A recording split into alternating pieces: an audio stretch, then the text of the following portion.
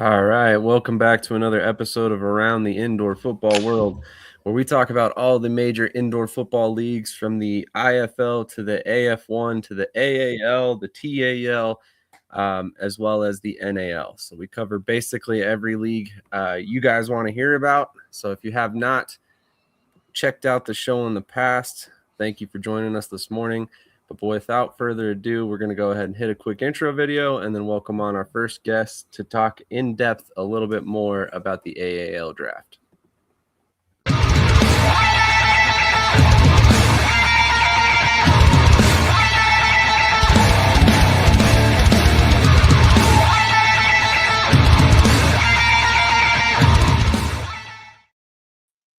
All right, we are joined by the commissioner of the AAL and then also the Jersey Bearcats head coach and commissioner of the AAL2, AJ Roque and Kevin O'Hanlon. How are you gentlemen doing this morning? Good. Thanks for having us. Absolutely. And then before we get into this, Krish, how are you doing today? Which country are you in today, I should ask, right? No, I'm finally back home. It's good to be back. Excited for the show. Awesome. Cody, how are you doing this morning, man? Doing all right. How are you? Doing great. Thanks for joining us this morning. Excited to have you again. TJ, how are you doing this morning, man? Yeah, I'm doing good, and I'm in PA like always. So, Awesome. There you go. Not quite the world traveler Krish is. It's okay. We'll forgive you for it this time. But let's go I ahead. went down the street for some gas for my car this morning, though. So little travel. There you go. Branching out a little bit. Excuse me. So let's go ahead and get into this. We've talked about the AL draft a couple times before, but it hasn't really been the detailed breakdown that maybe we could do with these gentlemen here this morning. So I kind of wanted to give you the floor, Kevin. I know we've talked about it in the past. You have some pretty awesome ideas about the draft in particular, how it's going to be presented and things like that. So I kind of want to just give you the floor and kind of give your thoughts on what the draft is supposed to look like and feel like for the players and for the AL and AL too. Thanks, Sam. I appreciate the floor. We're not reinventing the wheel, right? What we want to do is, as we've partnered with the AAL2 and the AAL together, is truly develop, right? So now that we're developing the teams, we can help develop the organizations. At the same time, give them players that feel, right? All right, they went through college, they played their football. Maybe they didn't get to finish college, whatever the case may be. But also at the same time, they didn't get to have that experience, right? Not saying every player in the AAL2 or however we grow this has had that opportunity, but if we can just give it to them a little bit and let them have that experience, I think it's part of the development stage, right? Love that we're doing it with the AAL2. So what's that going to look like in 2026? We're going to have our first AAL draft. It's being hosted by the Columbus Lions, so thank you to Roger Buck. It's going to be a pretty special venue, and it's not New York City. That's great. It's Columbus, Georgia, but all the accommodations are to me pretty top notch. We know he's rolling out the red carpet for us. We're doing a lot of good things. Each team will have its own war room. And they'll get to review film for all the players that sign up. Let me take a quick step backwards. So the players, we're going to be opening up the registration for the draft here shortly. Players will get to sign up for the draft. They're AAL2 roster members. They will sign up for the draft. They will make sure that they check the one box that's really important, that when they get drafted, they will go to the 4 locations of the teams, depending on who drafted them. The teams who draft them are bringing them in. It is on their dime. So it's not like, man, I'm in Michigan and now I got to go all the way down to Mississippi. How am I getting there? The team's bringing you in. The team's housing you. The team's feeding you. At the draft, we'll announce you. You're drafted. You're now your player rights are owned by that AAL team. So we draft Bob Kennedy to the Mississippi Wolfpack. Bob Kennedy goes in, gets number one. If he's on the We're going to call it exempt part of the roster. So the AAL will have an exempt roster list. So not only will they have their 25-man AAL roster, but it can be increased to 27 at any point. Well, they'll have an exemption for the 2 players. So they're not held like, how are we going to play them now, right? Because maybe the AAL2 guys don't catch up as quick. I mean, there's going to be a different level of play, the speed, different offense, different defense than they're used to wherever they're at.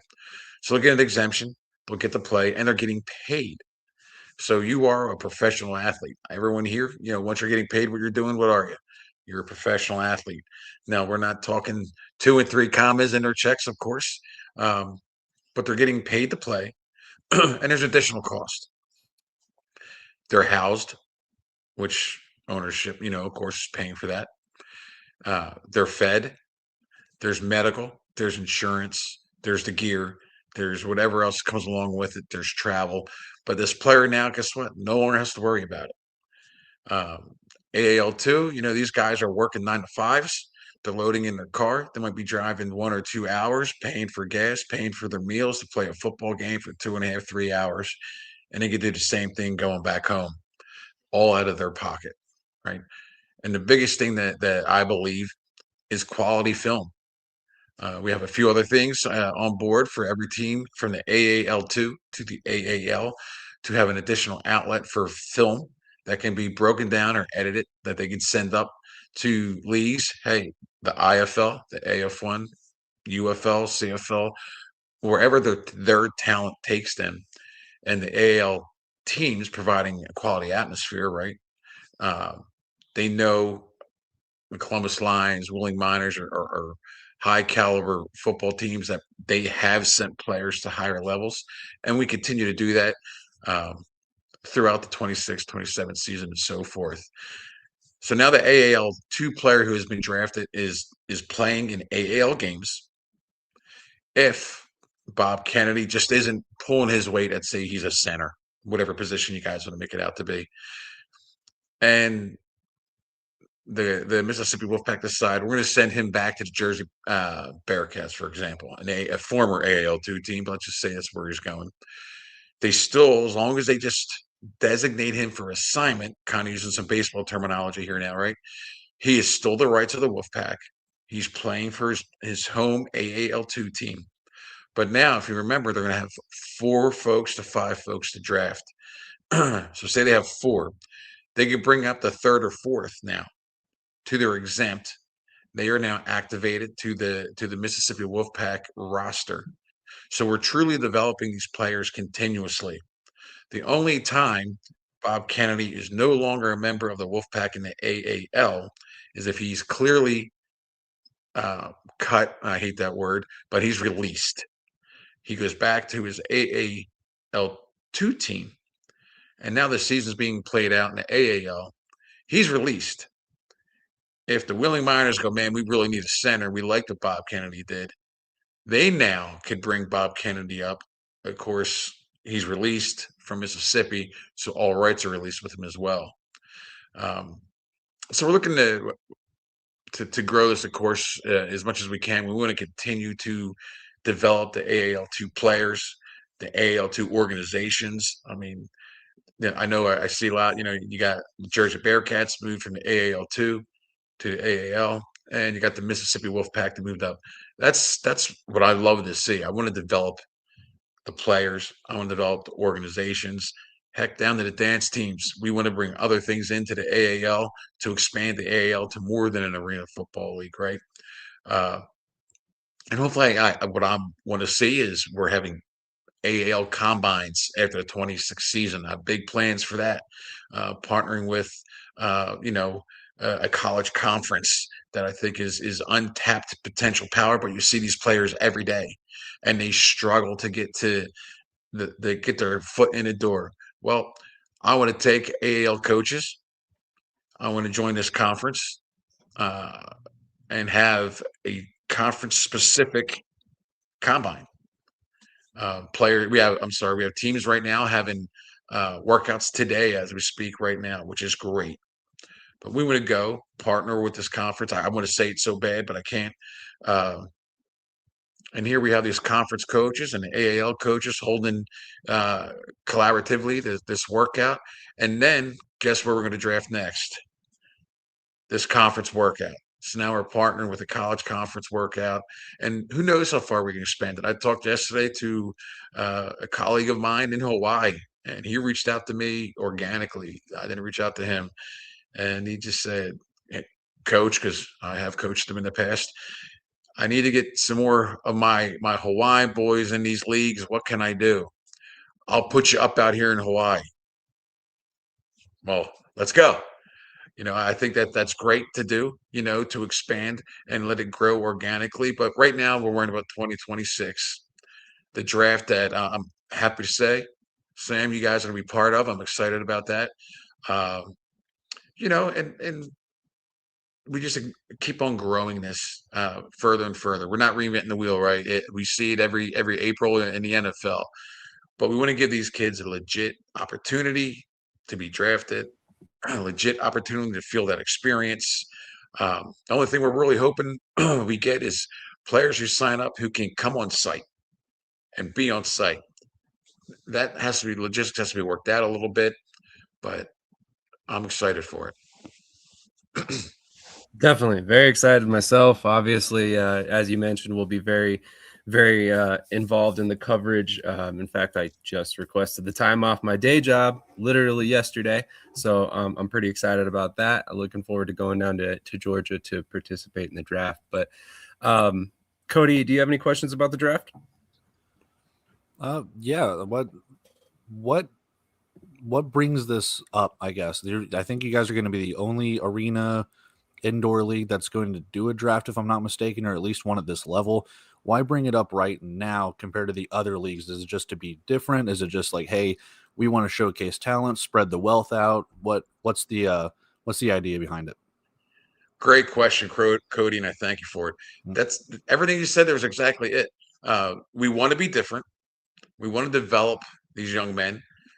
We want them to have the opportunity to just experience it, right? So we're not doing anything different, and we're not the first arena league to try this or indoor league to try this. That's been tried way in the past, but this is our product, and we want our product to be set differently, and it will draw players. Look, yesterday the call from of course, somebody I know, a colleague from Hawaii, wants to get more guys in an indoor and arena league. An opportunity to partner with a historic conference in college football. You guys see them every Saturday. They play in bowl games. And to sit back and have that opportunity, I think just deepens the pool. And we're not sitting back thinking this is only going to grow the AAL.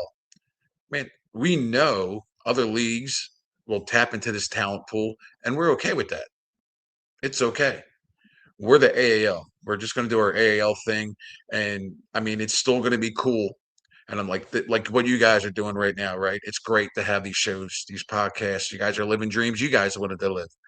But to sit back and be a 23, 24-year-old kid, or maybe older or younger, and it's not the biggest stage in the world. It's in Columbus, Georgia. Maybe you stopped and got some boiled peanuts on the way to the draft, but you're going to get a phone call. Maybe you're at your 9 to 5, and you're wondering, what is this jersey number calling me for? And next thing you know, here's AJ Roque letting somebody know we're going to draft you here in this next round. And, that's what it's about, right? Everyone here just got a little bit of butterflies in their stomach just thinking about that their phone would have rang. And that's really it. And my plan is to grow this in the future to something even bigger. And I think also, we're not really looking at what other leagues are doing, right? We just want to be the AAL and the AL2. That definitely makes sense. I mean, you guys obviously have a little bit different model than a lot of leagues around now. I think you're probably the only league that has a dedicated developmental league that moves the guys up into the professional ranks as you guys do. So I think this draft was not only a natural progression for the league, but I think it's an awesome thing. My thing that Kevin had said to me off camera at one point, is that he wanted to give the players that missed out on the opportunity to be drafted to the NFL. He wanted to be able to give those players that opportunity to feel what it's like to have their name called in a draft, to be put on a draft board, which I think is awesome, because there's a lot, what's the statistic? Like 1% of college athletes gets a chance at the NFL. So, this is a chance for the other 99%, that, or obviously not that large of a chunk, but those guys that are going to entertain arena football can come this route. TJ, do you have any questions about the draft?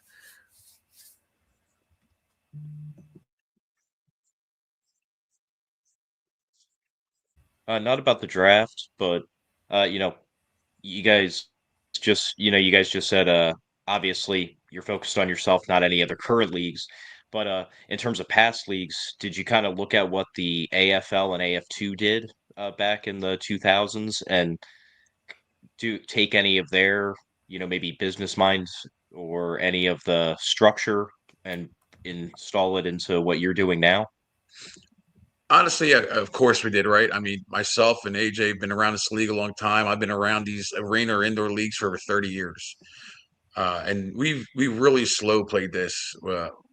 When AJ acquired the AAL, I stepped back. I was like, man, that's awesome.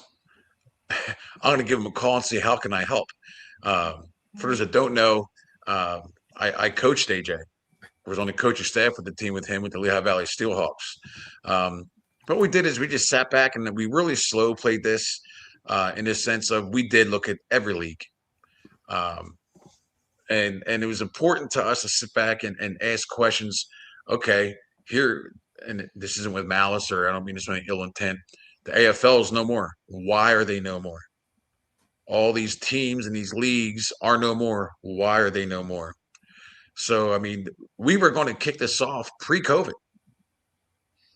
So, luckily, and I mean this again to sound this way, but COVID kind of afforded us the time because everything was closing down, as we know, to sit back and go, okay, number one, thank you, because we weren't as ready as we wanted to be, because we didn't know what we didn't know at the time.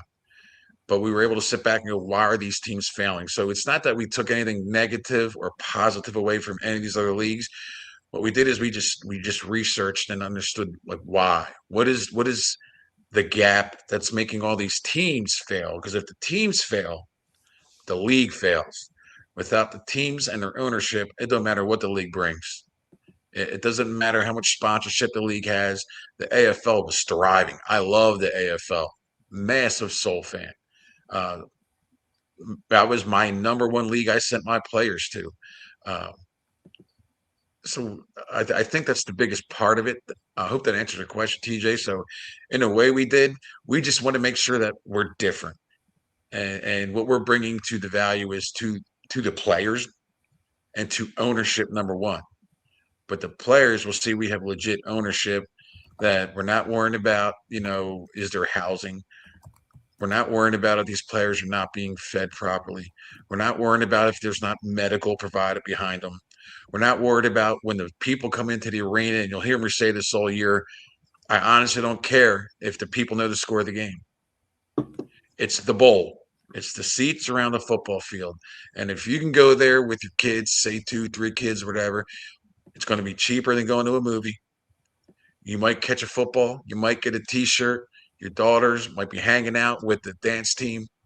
Your sons might be out there doing the games on the field. And you leave and you go, wow, that was awesome. And then the next thing you know, you're seeing the players in the community. Maybe they're reading books at your kid's school one day. That's what I want. Because what that happens, now we have organic growth. And it just continues to grow. And every league tries to do that. And they do very good jobs at it. I mean, Omaha Beef. I mean, they do a great job at it, right? There's a lot of teams that get it right. But if a lot of teams in that league aren't getting it right, then the league suffers. So, we hear a lot, TJ. 4 teams, man. What are you guys doing, 4 teams? I can tell you we're doing it right. All 4 teams will play every game. All 4 teams will make sure they have a great venue as far as entertainment. Fans will be entertained. And, I keep hearing, and he's not on here because of this, The Jersey Bearcats, man. I know he hates this. You see the arena they play in? Yeah, but when they come to your arena and you're sitting there in your beautiful high ceilings, that team's going to punch you square in the lips. They don't know. They have no idea. There's glass walls up. They don't care. They're there to play football. And I love that. Ain't that what we're all looking for? It would be great to have a 48 to nothing football game, but 68 to 60 is a lot better. And those guys are walking in a locker room, dragging their helmets in, and you had a great time. And then you get to meet the players. So that's it. We're going to make sure we're in this for the long haul. Everything we've done, everything we have planned, I mean, from expansion to expansion of the draft to combines with college conferences, see how we can work out this Hawaii thing. It's very new. To even, maybe going outside of arena football to grow the AAL. So we have a lot of plans, but one step at a time. And right now, the first step is the draft. We have a question from the chat that I wanted to get to, but we will get that just a sec. Texas Pete, don't worry, it'll come up. A couple comments here. Texas Pete says no better crew to cover the draft than us, which is an awesome compliment. Really appreciate that. Texas Pete, Roger Beck tuning in. We have a true developmental league ready for the draft, and then also good morning tryouts this morning. So if you're in the Columbus, Georgia area and you haven't signed up already, tryouts this morning. That's your opportunity to get to the professional level right now. What's up, Credit Z? And then Texas Pete says, what are the plans for expansion with AAL if you guys want to discuss that at this point? I'll say a little bit, and then by all means, AJ, finish up because I know how we're going to handle this together. We wish there weren't so many people at our door. They're not knocking, they're kicking. We have to be very vanilla with what we say because there's contracts involved with other leagues, and we're not trying to put anyone out there on blast. But clearly, and what I believe is causing the knocking and the kicking on the door is what we've set up here for ownerships of teams. But expansion, I know we're looking all the way out to 2028 right now with teams planning, wanting. We've said no probably more than we're going to say yes right now, but expansion is not a challenge right now for us. AJ? Yeah, I just want to go back to Roger's comment. True developmental league. Right, as coaches have these tryouts and stuff, and a guy is good, but he just needs more arena experience. There is no other place to go where you're going to get truly developed, right? There's coaches that are in the AL2 that actually played back in the AFL when the AFL was the real deal. Guys that have coached in the NAL before, and guys that have just played and been around the game for years. So I don't think a lot of people really understand that, and don't understand why and how a lot of our guys end up, going other places from the AL2 is because they're being coached by guys who actually have been at the top playing in these leagues. So I think that gets really frowned upon because people don't understand and really don't pay attention to the AL2. So why not have a league to help guys gain that experience? Because when the coach tells a player, oh, you got to get more experience, okay, then what? And then you got, some coaches say, oh, well, I'm not recruiting guys at AL2. So where's he going to go get his other experience from for you to potentially bring him back if he doesn't go get quality coaching from actual people who played the game before at the level that you're coaching at?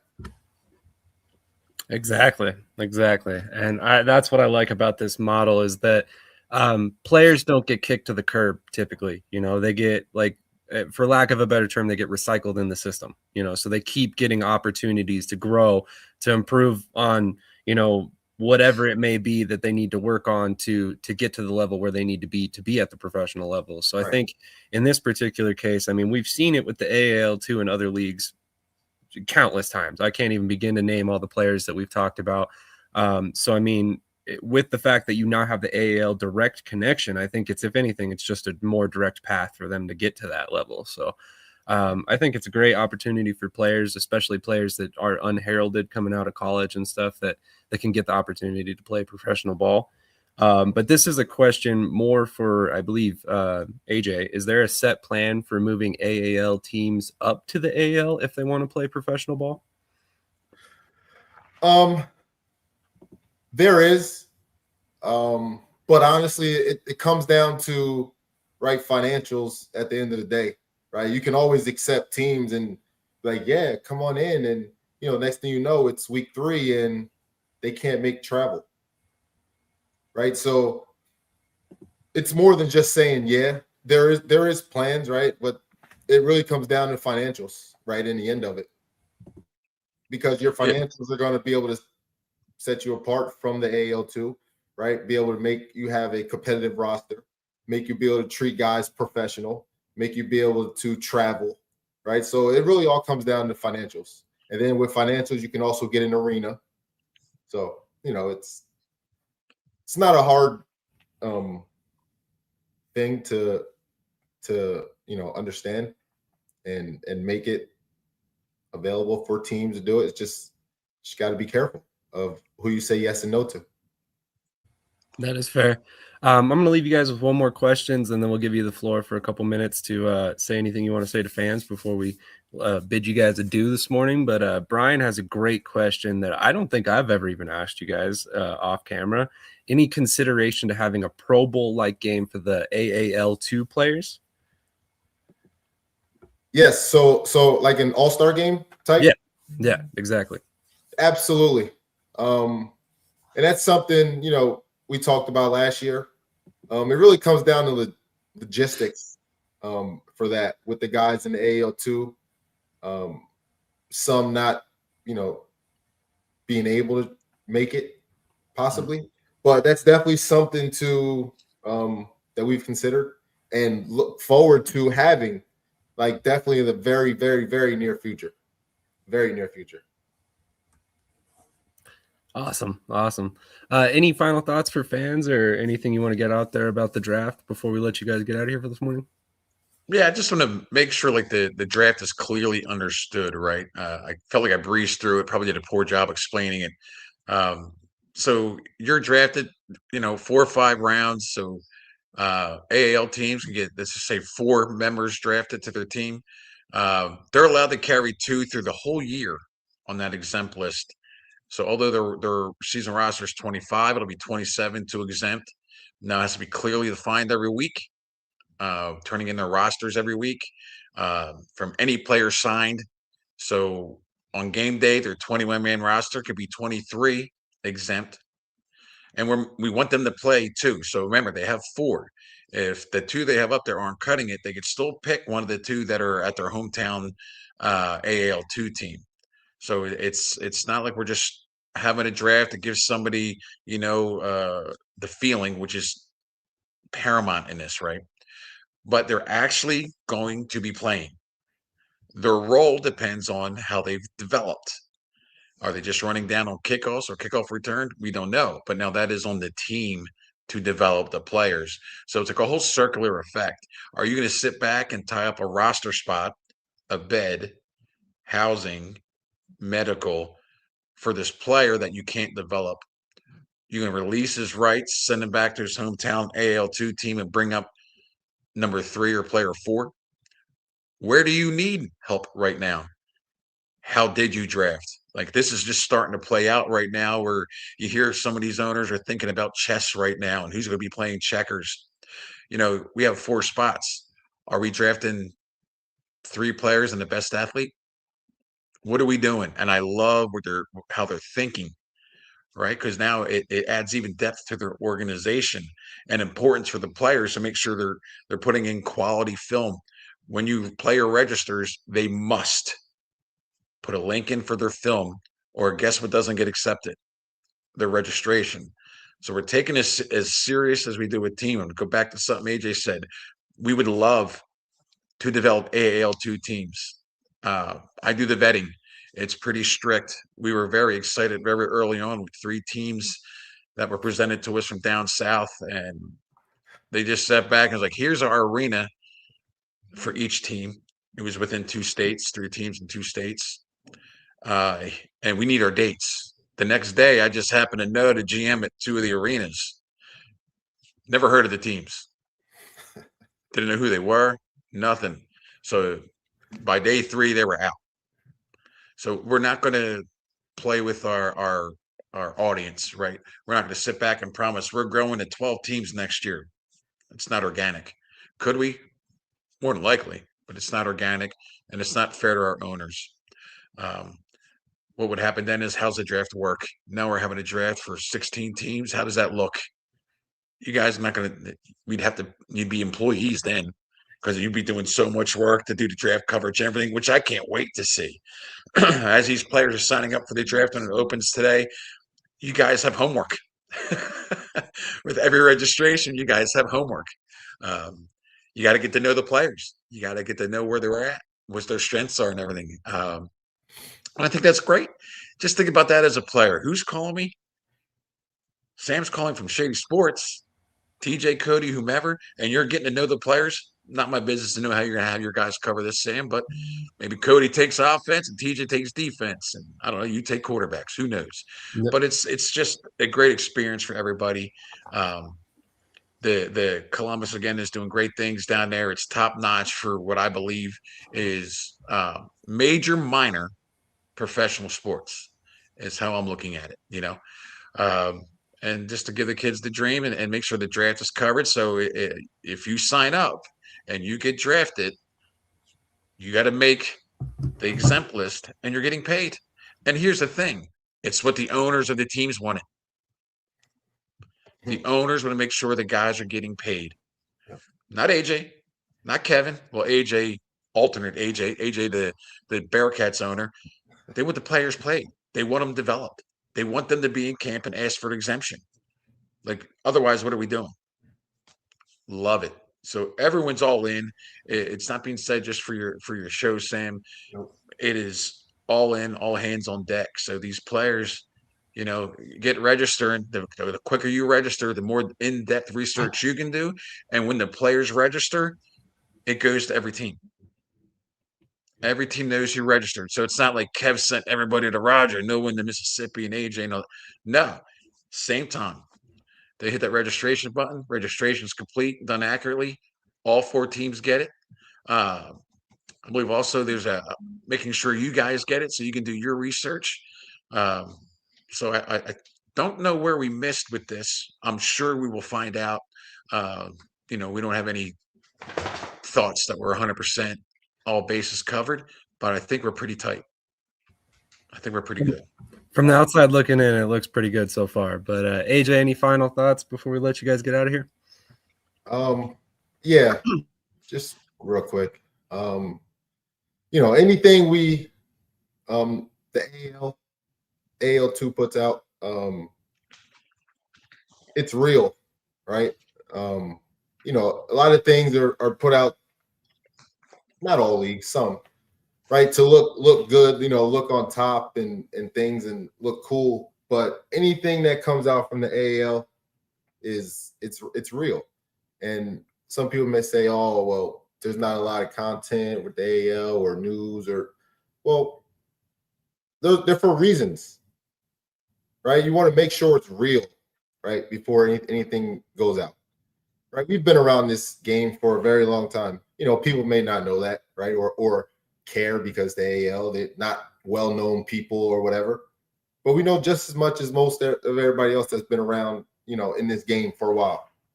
And we're just happy to build, man, and give guys a platform, right, to continue playing. And, I said this to Roger and Kevin last night in a text. You could bet the house on it that next year, any doubts or any questions that you're having about the AL right now, let's revisit this, screenshot it, record it, and let's revisit me saying that, right? Because we know where we're going. We know what and who has reached out to us. And we're ready to look forward, to the future and move on. and continue making this thing, affordable for owners. That's the key fact that keeps sticking out to me, is that it's affordable and owner centric. It seems like the owners are at the heart of everything you guys do in the AAL, which to me speaks to sustainability long term. But thank you so much for your time this morning, gentlemen. Look forward to speaking more on the draft, on all of the AAL2 content. So while AJ mentioned there's not a lot of it coming out, it is the off season. There are multiple different shows in the works, so to keep an eye out on the AAL2 page and the AAL page for those as well. So don't worry, we got plenty of content coming for you guys this off season, and especially as we close in on the draft, I'm sure. So on that note, thank you again, guys, for joining us. Look forward to speaking again to both of you guys in the future. Sure. Yeah, thank you as always. All the extended coverage that you guys give our leagues. So appreciate you guys for that. Absolutely. Thank you for having us, Sam, and sorry for the homework you guys are going to have here shortly with the draft registrations. I hope you guys have a blast with it. I'm excited. I'm a draft nerd, so this is going to be a lot of fun for me. So I can't wait. Draft registration. Think the historic first pick. That guy. Imagine being that guy. The first AAL draft and the first pick ever. There's not going to be a second one. You're the first pick. That's true. And registration is now open on AmericanArenaLeague.com. AmericanArenaLeague.org. Absolutely. There will be a new website coming in April. If you did not catch it, I actually dropped the link in the chat earlier, so go back up a little bit and you'll be able to find the link for the draft and for the registration page. So go ahead and click on that. If you're a player, highly recommend signing up to play for the AAL2 and then entering the draft. I mean, it's a great opportunity for you guys to go from, not on a roster to on a professional roster in the span of a couple weeks. So what better way to get an opportunity? But once again, thank you guys so much for your time. Look forward to speaking to you guys in the future. And once again, if you're a player, what better opportunity could you ask for? But on that note, we're going to hit a quick commercial break, and then we'll welcome on our next guest, Gabriel Martinez with Nino Pro Sports, an agency that has helped countless players up to the professional level as well. So given that we're closing out an AAL segment, this feels like a pretty appropriate commercial to run.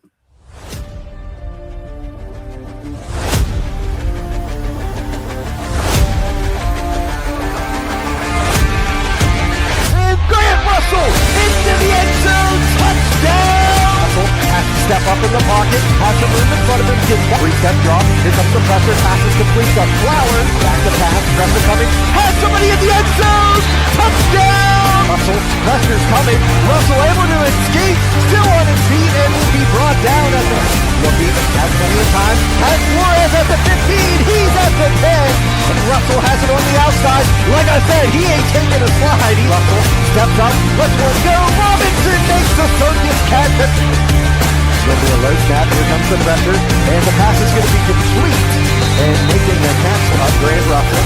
Russell, back to pass, looking, he has Robinson makes the catch, and will be brought down on the play by Isaiah Hall. How many times a week? Like, three, four times, maybe. I gotta pump those numbers up. Those are rookie numbers in this racket.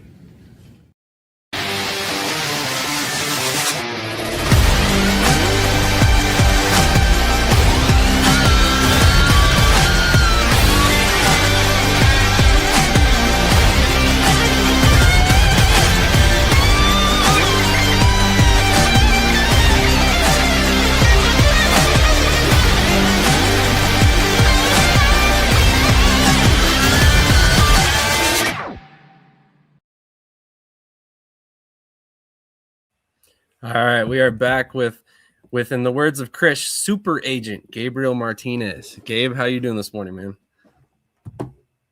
Oh, you're muted, my friend.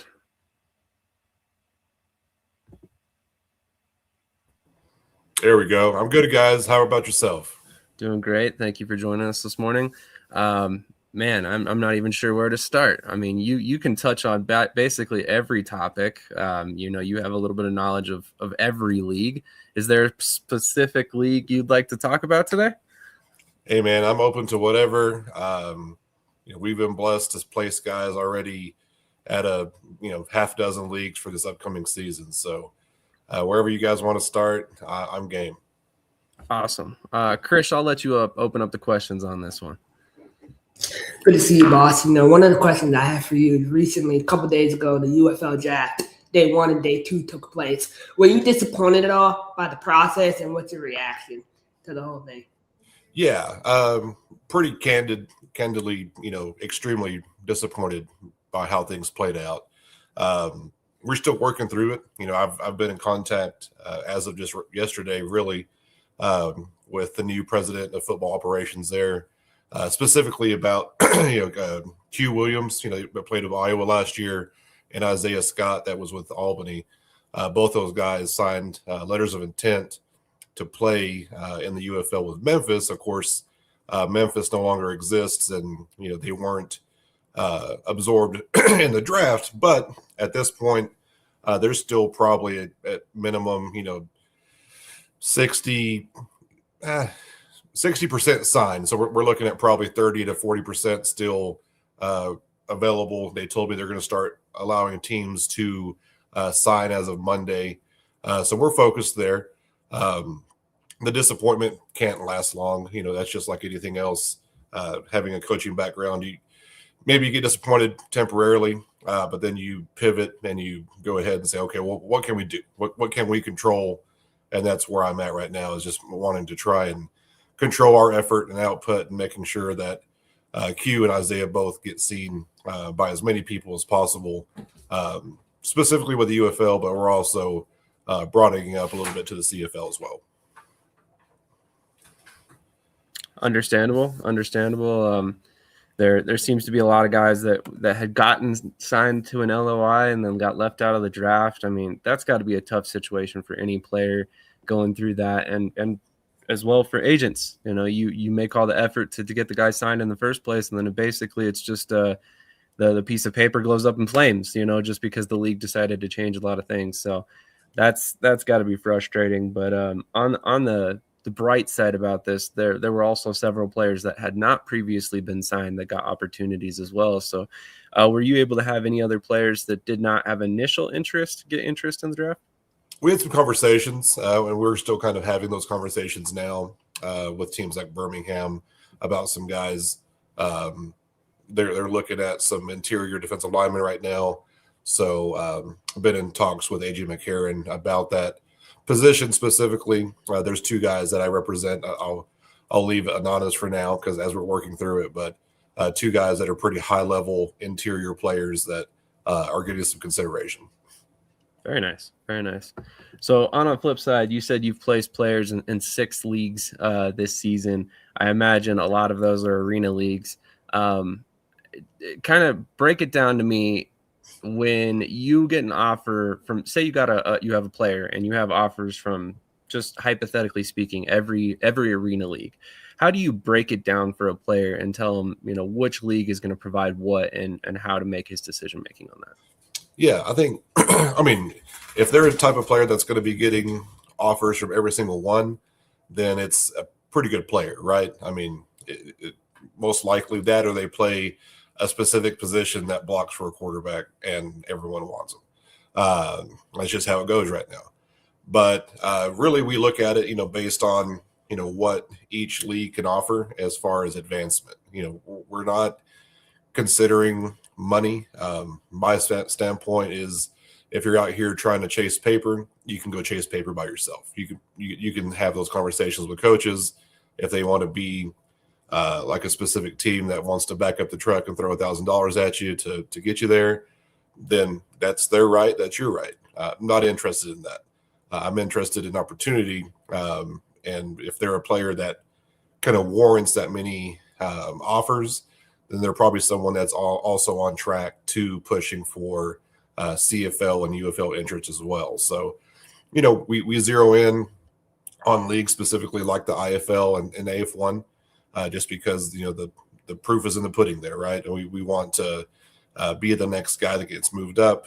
That's no shade to the NAL or to the TAL by any means, but it's just it's there. The path is proven. We want to make sure we jump on that path and be the next guy in that trend to be able to move up and showcase all the stuff that the IFL has done this offseason to, get on a different platform with all their games. AF1 is doing the same, with how they're trying to make themselves visible and more sustainable. So those are the things that we really focus on. Fair enough. TJ, do you have any questions? Yeah, just to get a little bit of a background for the viewers, how did you get into this initially? Yeah. who was your first player that you ever helped out? First player was a defensive back that he went on to play pretty good arena ball. To get started, man, I honestly, I was coaching at the time. I ended up coaching 13 total years between college, arena, and Europe. And honestly, man, I mean, I repeat this to players almost daily, but I got into it based on having conversations with players and them telling me that they have been ghosted by their agent. Their agent quit talking to them, quit replying to texts, answering calls, mainly because they were an NFLPA guy and they didn't get drafted. They didn't get a rookie minicamp invite, no private workout. Therefore, any chances of a commission dried up, and also, the agent's energy towards his player dried up as well. So I hated that. I hated that because these are guys that at that point had pretty much wasted a full year, if not more. And they fell out of love with the game. And that's my big thing, man. Like, my place in football is more than just, an agent or a coach previously or a player before that. It's a passion thing. It's a calling. I truly believe in that. So I saw the need. I started talking with some different agents that I worked with because I was doing a lot of player personnel with teams during that time, and eventually got on a pro level. And they were gracious enough to let me do it as I coached, from the Czech Republic. And when I even came back to the States, they let me keep doing it, and just learned a lot. Both sides. What you should do, what you shouldn't do, and just keep going from there. So I've been blessed, man. This is something that ultimately, I was having to leave my family for 6-7 months at a time to go coach somewhere, and now I'm here in my kitchen right now talking to you, and still able to represent some really stellar athletes and help them kind of achieve where they want to go. Absolutely. Cody? Hey, how's it going, Gabe? First thing I do want to say is excuse me. First thing I do want to say is that through your social media, it has helped me figure out where some players have gone to college as I fill out my rosters and stuff like that, because some people just have some really common names, and then you're like, oh, that's the defensive lineman with the same height and weight, and he went to Mississippi State or something like that. So kudos to you guys for putting out those graphics and letting people know where they get signed and stuff like that. It really helps out people trying to fill out rosters, things like that. My main question for you is, it's not necessarily an end goal because this is going to be an ever-going process, but what do you see your short-term, long-term goals with this agency, what you've created? Where do you want to be? Where do you see yourself in 5 years, but do you have your plans set in front of you to be like, hey, this is where I'm going to go on this path? Yeah, absolutely. I think that comes down to just why I decided to start the agency. We had to have a firm plan. A lot of it based in faith, man. Even just the name of it, Nino Pro. Nino is my mother's maiden name. So did that to honor my grandparents, all my family on that side. A lot of football coaches involved in that side of things, and just a lot of passion for the sport that I got to grow up watching. So I get to kind of do that through them and for them. So it gives me a purpose. But then my own family, like my family here, my wife, my kids, they rep our stuff, and they know what dad does, and they understand that dad's on the phone a lot and talking to players. So it's a lot of time. Like you mentioned, the social media side of it. That's all done in house, man. It's all, had to get a Canva subscription and teach myself how to do different things and what didn't look good and what did look good. And ultimately, it's nice to have my own fingerprint on this process. I want to do things my way, and it like you said, keeps evolving. It'll be ever changing, but I think, I see as time goes along, I see what coaches need. Sometimes having just a straight profile is helpful. And then sometimes that even wasn't enough. So I went ahead and, Sam's seen it, kind of made a deck layout per position group, very easy, one click type thing. And then you can go in there and kind of scroll through like a PowerPoint presentation of, who's available, everything, their film links are tied into it. So I whatever, coming from a coaching background, I understand that not all coaches are tech savvy. And so I had to break it down as simple as possible for them. As far as goals, man, I just want to keep going. I want to grow deeper and deeper, within the CFLPA and try to help as many guys in that area. Honestly, I've been blessed to have guys go to camp, but haven't quite had anybody stick around just yet. And, that's something that I know I have some control in, and ultimately it comes down to what their situation is when they report.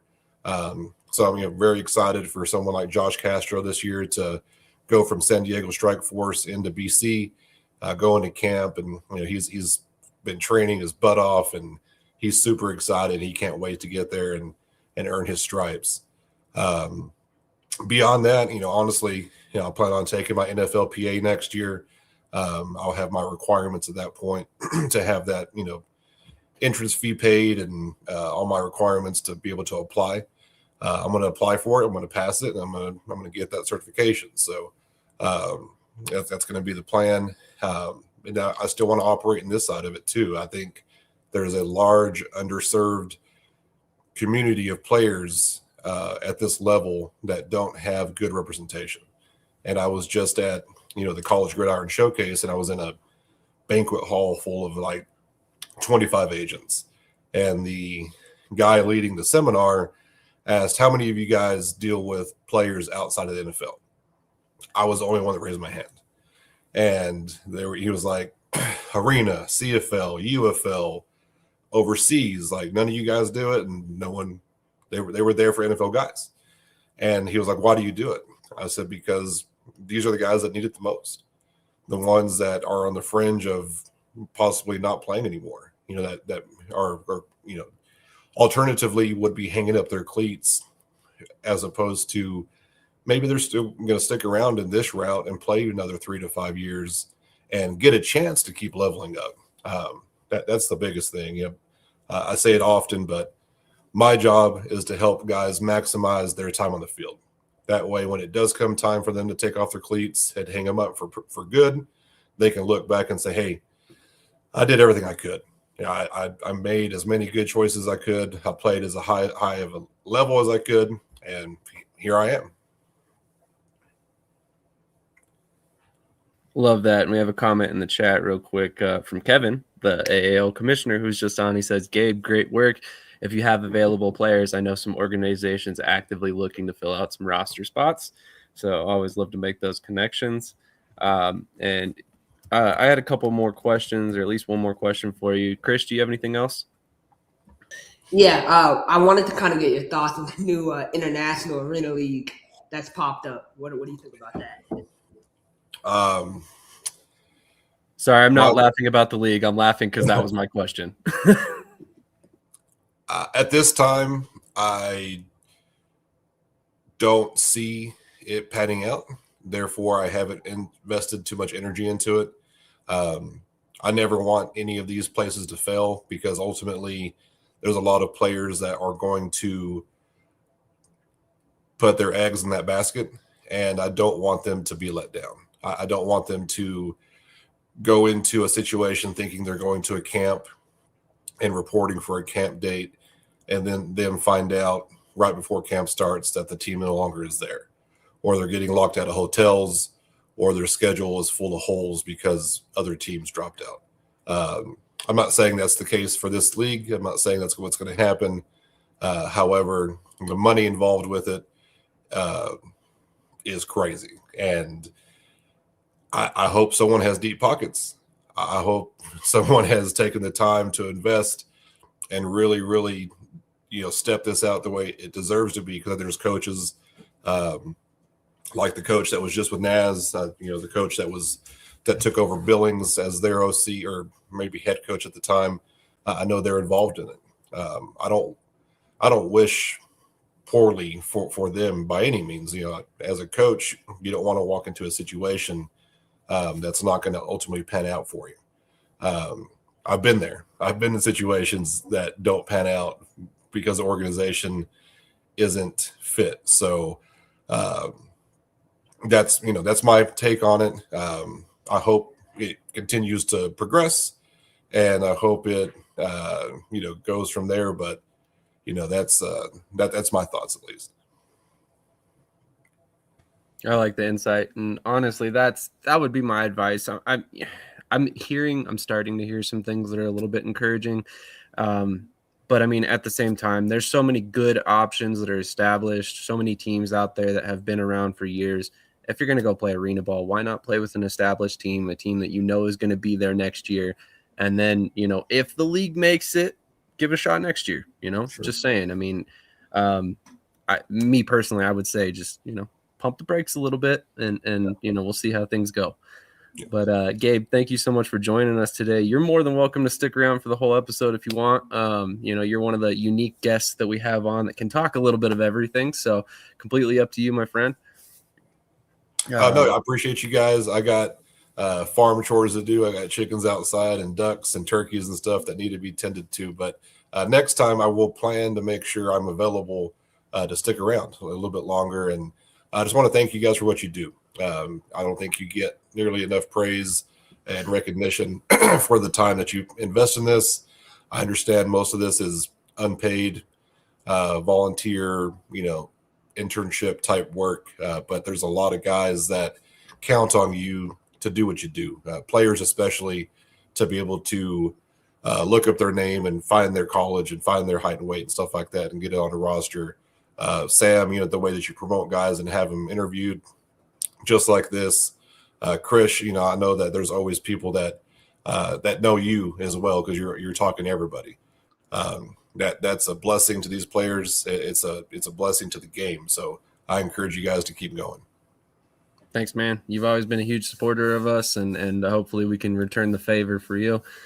So best of luck with Nino Pro Sports. I apologize for mispronouncing it the first time. What are the chickens 40 times, and can you get them on a team? You know what? If I could get 11 of them to stay together, it would be a pretty dangerous team. There you go. I love it. Well, thank you so much for your time this morning, Gabe. We're going to hit a quick commercial break, and then we'll be back with the quarterback one of the Southwest Kansas Storm, Mr. Matt Struck. So stick around. Lots more to come.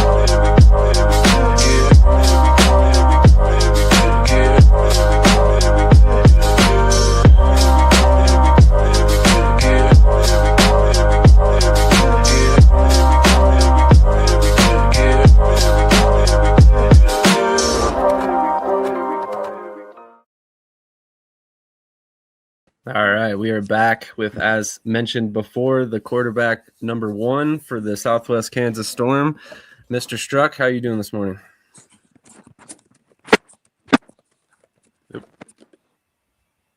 Can you hear us okay? Uh-oh. He's having audio issues. All right, let me see if we can get that fixed out real quick. Seems like StreamYard has been really touchy lately. All right, let's see if we can't get that figured out. But we do have some other NAL news to discuss as we try and get him back on here. So let me go ahead and pull up our document real quick. There's quite a bit of roster movement over the past week.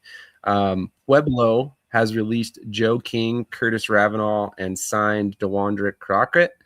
Omaha signed offensive lineman Tyler Silverstrand. Louisiana released Arthur Jones. And Sioux City released Dalrone Davidson and signed wide receiver Gavin Welch and Ralph Green, a defensive lineman who played with Omaha last year. Any thoughts on any of those moves, Cody or TJ? I think it's just routine maintenance, people getting cut, people getting signed, trying to just maximize the talent before the season starts. Yeah, I mean, I think Ralph Green, he's a good D lineman. He's from Indiana. He was a great interior D lineman for them. He had some off the field issues, so he wasn't able to finish his career. He helped Omaha down the stretch. He's a little out of shape, though, so if he shows up out of shape, he won't do much for Sioux City. They signed Gavin Welch. He's a local receiver from Northern Iowa. I don't know why. He hasn't played since 2018. So just Sioux City, filling up the roster, doing what they do. And then the other move you said they released who? Dalrone Davidson. Okay, yeah, so 6'6" receiver. He played at Cincinnati. He never really played. He was more of a practice scout team guy. So just a tryout. He tried out for them, made the team. So I don't know why. Gotcha. Another strange move. All right, it seems like we're having still some issues with that new linebacker that Southwest signed. He's nice from Furman University. Southwest never had a linebacker, so unfortunately, I mean they had Matthew Miles, who's I'm not going to say what I told them last time, but it's good they finally got a linebacker. They still don't have a running back, so it's and an O line too. You still need to get an O line, but other than that, you're good. You're good. Well, we're working on it. All right. So now we are joined by Matt Struck. Can you hear us okay now? Yep, we're all good to go, guys. Awesome. Well, first of all, thank you so much for your time this morning. I apologize for the issues. I don't know what's going on with StreamYard this morning, but you have had an interesting journey, and luckily I've gotten the chance to kind of meet you in person and kind of learn a little bit more about your career. Last season, spent some time in Japan before returning to Southwest Kansas. So ultimately, I wanted to ask, what keeps you coming back to Southwest Kansas year after year? This will be year 3 for you. Kind of get into that for us. Yeah, I kind of heard you guys mentioning it, the whole idea of it prior to hopping on the call, but really just the stability. I think they have everything dialed in regards to leadership down to day-to-day activities for football. I think that it's one of those in a world with all these leagues across, the globe now, there's so much inconsistencies and there's so many differences that all these places provide. And I think that Southwest Kansas really allows people to just come in, focus on ball, be able to achieve whatever their goal is at hand. And at the same time, you're surrounded by a great support group. The community really supports the team very much. And it's solid. The ownership is solid through and through. So, it's just a place that you definitely want to be. Definitely makes sense. TJ, do you have any questions? Yeah, speaking on that, we talk about it all the time for some of the aspiring players or maybe free agent players out there watching this episode right now. How important is it to find that stability and just be able to focus on football? Because, you hear some pretty nasty things from what I call the dark side of the sport.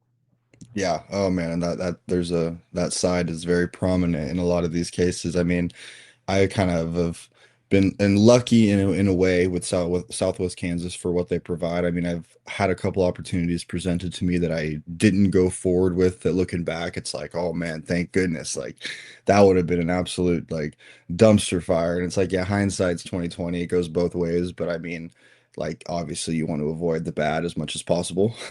So I think that being able to rely on that aspect of Southwest Kansas for the duration of the season, it's like, okay, I know that nothing, no funny business is going to happen. Anything that I get out of it is going to be 100% reflected by what I put into it. And I think that's kind of a lost art once you get out of the college realm. And if you're not in one of the two or three biggest leagues, I mean, there's so much variation day to day. Great point. Cody, do you have any questions? I got a couple. First one, we have a running joke around here. How are you going to play football this year without a center? Yeah, I think that's a hell of a question. I'm kidding. That's the running joke we have. But my actual question for you is: you went to Missouri State, and then did you go right into arena ball after that, or what was the process of, hey, I'm playing FCS football? Was the NFL even in question? What were your options coming out of college going, hey, I want to further my career? And then did you just get a call saying, hey, check out arena ball? How did you get involved? Yeah. So I really, like he said at the beginning, extremely interesting journey. So when I was at Missouri State, that was essentially year 6 or 5.5 for me, but that was during the COVID year. And I played there in the spring, all was going good. My mom actually, she's immune compromised from her prior history with breast cancer, and she got COVID and got sick very, very bad. She was in the ICU for about 8 weeks, 7.5 weeks. And I come from a single parent, single child household. So, I mean, that was really a big thing I was sitting there in the middle of summer, like, oh my God, like I'm across the country. I don't know, like if this just doesn't sit right, you know what I mean? Just knowing that she's in a compromised position. So I kind of was like, all right, in my head, which looking back now with all the activity going on in the NCAA, assuming that 5 years was all I got was probably a mistake. I probably should have looked more into waivers or potential ways to keep that Division I clock going. But I was kind of like, hey, I mean, I can go and play in the fall and not have eligibility issues, and I'm right here by the house. So I came to Southern Oregon University, which is a pretty prominent NAI school out here, like 15 minutes from my house, and played there in 21, got hurt, total reconstruction on the throwing shoulder. And that happened twice because I went through rehab for 11 months and then went back in this fall of 2022. And then boom, it happened again. Second drive, play of the second drive, I threw a ball and shoulder came out again, destroyed the whole deal. So then went back, did another round of rehab, played in 23, and then I ended up at the FCS Bowl down in Daytona Beach. They kind of knew my contact from when I was at Missouri State. And then I got chosen to go to the FBS Tropical Bowl from the FCS Bowl. And then I kind of had some conversations with some teams. And I mean, Coach Thomas kind of reached out while I was down there, like, hey, if nothing pops, like, hey, we kind of have like a little window here if you want to come and play. And then I kind of explored some other avenues. And then he hit me back. I think it was something crazy, like 6 days before camp started, maybe even less. And was just like, hey, I got one more spot left. Like, do you want to come on out here? And I'm sitting there thinking for January, February, hey, I'm going to get at least something other than arena. And then that didn't end up happening. So Coach Thomas called me, went out there, and it was an experience at first. I mean, it was still kind of an uneven playing field. I wasn't really sure, and they weren't really sure how the league was going to structure everything. And so there was some ups and downs in the very beginning of that AFL reboom, I guess you could say. But then, I mean, yeah, then everything kind of stabled out and we got going, and yeah, the season went good. But yeah, I think the NFL and the CFL, there were definitely, I had some teams come to me when I was at Idaho State and Missouri State and kind of do some measurables and do some private workouts and stuff. Even when I was at SUU, I had a few teams visit. And then at the Tropical Bowl, I had some sit down meetings. And the CFL and the UFLs and obviously the NFLs of the world, they weren't really the biggest fans of the fact that I had total reconstruction on my shoulder twice. That was kind of an odd deal. But again, I mean, not sitting here saying I'm a draft guy that wouldn't have got drafted. I mean, I don't know. It just probably killed what little chance I had to get into a camp. And I had a few people say, like, hey, see if you can do the whole UFL route, see if you can get into a camp with the CFL and just like prove yourself, man. Because I know that's what you want to do and that's where your mindset's at. And we're still on that journey. Hopefully something pops. Something tells me this year is your year. Man, I Maybe hope I'm so. just optimistic, but I think the NAL caters to your skill set quite a bit, and it'll be an interesting season, I believe. But Chris, Yeah. do you have any questions? Yeah, you went over to Germany recently. Obviously, you had 11 touchdowns in 3 games. Was that Germany experience easy for you? Kind of talk about the level of competition over there. Yeah, I mean, so something that I learned when I went out there was like you have the ELF or whatever that's going to become, and then you have the GFL, and the GFL is broken into 1, 2, 3, all the way down to I think 7. And that was something that I was completely unaware of prior to like my initial call with the coach. And he was like, yeah, we're not in the GFL 1, but like, so I had a couple teams from the GFL 1 hit me earlier in the year. So I thought it was all kind of the same. But so then I went out there and realized the differences in the structure of the programs because they're all club teams out there in the GFL. So kind of learned the structure of it. And then their whole goal was they brought me out there to try to win 2 out of their last 3 games to remain or go up or whatever it was in the league. So yeah, I went out there and I mean it was an experience to say the least. It was a great time. I think that Europe is amazing. Half my family's from out there, literally an hour and a half away from where I was from. So it was kind of a surreal moment, I guess, to go out there. But the competition, it was good. I mean, football's football at the end of the day, but it was yeah, it was fun. I think that we beat 2 good teams. One team that we played hadn't lost a game in I think 17 games in a row. And then we went out there and we got after him pretty good. But I think the competition was good. I mean, it obviously could be better. I think that the United States obviously holds the pedigree, and all those domestic leagues are probably through and through like the top end talent as well as like roster 1 through whatever. I think it's probably more overall sound. But I mean, obviously, good football players, good athletes, good people.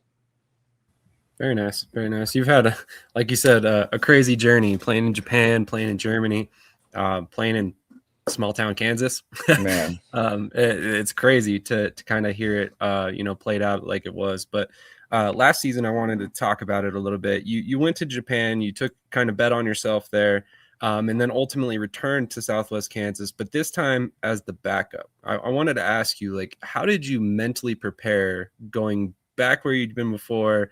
You had left as the starter. You came back. The guy who was starting was balling out. How did you prepare for that? I mean, you ended up, I think, suiting up at wide receiver, playing some special teams and stuff. yeah. So, I mean, there had to have been some mental, game there before you came back.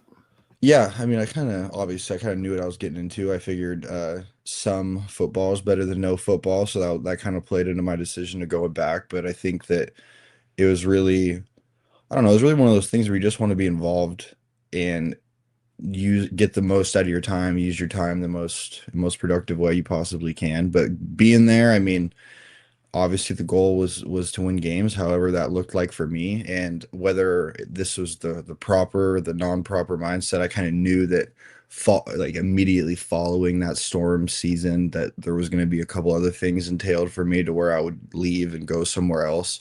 So it was kind of one of those things to where I want to help the team. I get to see all these people that I know and have left a mark on me, but I also get to stay practicing, keep throwing, stay active. So it was just one of those things that it just made sense for the time being.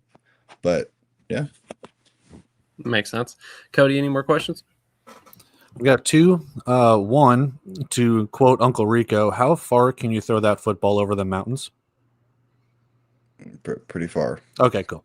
Number 2, with the transition from AF1 to NAL, the rule changes and everything like that, do you think that benefits your play style? Do you think that it's going to help you out more? Like, are you more of a mobile quarterback? Are you going to be able to escape the pocket? What do you think the changes are going from AF1 to NAL?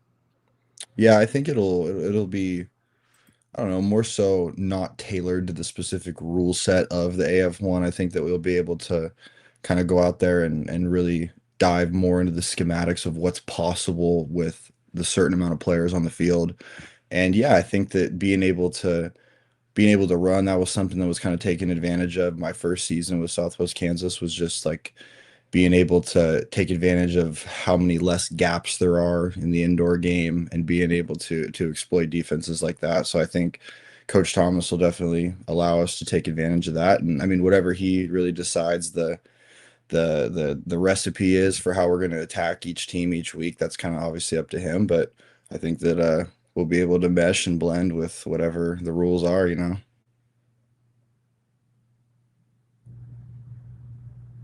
Sorry about that. Love it.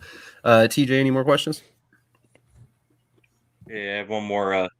Obviously football first, but after that, as a former coach, I know there was always one or two venues in the league that you were kind of excited to go check out when you went there.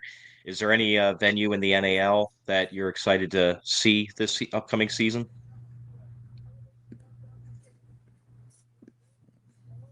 Paris, we have some more audio issues. We'll see if we can get him back one more time, get a couple more questions in, and then send him on his way. Let's see. He just doesn't want to talk to us. We're good now. We're good now. Sorry, guys. Sorry. Man, Cody with the jokes today. All right, TJ, can you repeat your question? I apologize. Apologies. Oh, yeah, no problem. Obviously football comes first. It's about winning and losing. But as a former coach, I know secondary, there was always one or two venues that you were kind of excited to go see at away games. Is there any venue that you're looking forward to getting to check out on the road this year?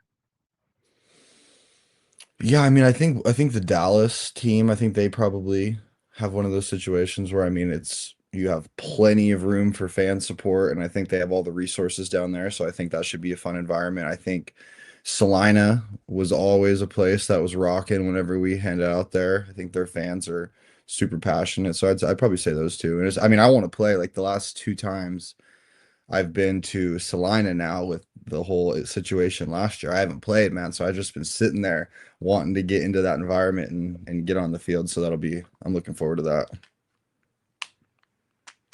Absolutely. And Krish, final question for you, man. Yeah, kind of just touch on the receiving core this year. You got your boy D-Wash back, Aaron Mason Pierce. Talk about that room overall. Yeah, I know. I think that's one of Coach Thomas's specialties, man, is just putting together a freaking receiver room that can do anything and everything you need him to do. I think that, I just think that whatever the direction that the offense heads, I think that we have the guys, and we'll continue to get the guys that, just could make any play on the field, and just allowing Coach Thomas to build a unit that I can put ultimate trust in and just dish the ball out, man. Just play point guard. And when you have unlimited weapons like Coach Thomas always seems to provide, I think that makes my job a lot more fun and a lot more easy. Absolutely. Matt, thank you so much for your time this morning. We really appreciate it. I hope this season turns into everything you need it to be to get you where you want to go. Because I know that, honestly, your talent level belongs a lot higher than arena football. So I hope it brings you everything you need, man. Thank you very much, guys. Thank you all. Absolutely. And also mentally, mentally tough. 2 times on his throwing shoulder. He's still going out there. Come on. Yeah, absolutely. It's been crazy. Absolutely. Well, thank you so much for your time this morning, man. Really appreciate you coming on. Look forward to speaking with you in the future. Yes, sir. Take care, you guys. Thank you. Absolutely. And thank you for patience through the issues as well. It's all good. Awesome. Have a great rest of your Saturday, man. You as well. All right. Once again, that was quarterback 1 for the Southwest Kansas Storm, Matt Struck. Would have looked really good in a Battlehawks jersey considering the regional territory draft. Just saying. Maybe that's a conversation for another day. with Ricky Prohl once I get his email address. But we're going to hit a quick commercial break. We'll come back. We still have a lot to talk about, so much to talk about. In fact, I don't know if we're going to get to all of it. So this might be a split into 2 episodes. We'll see how things go.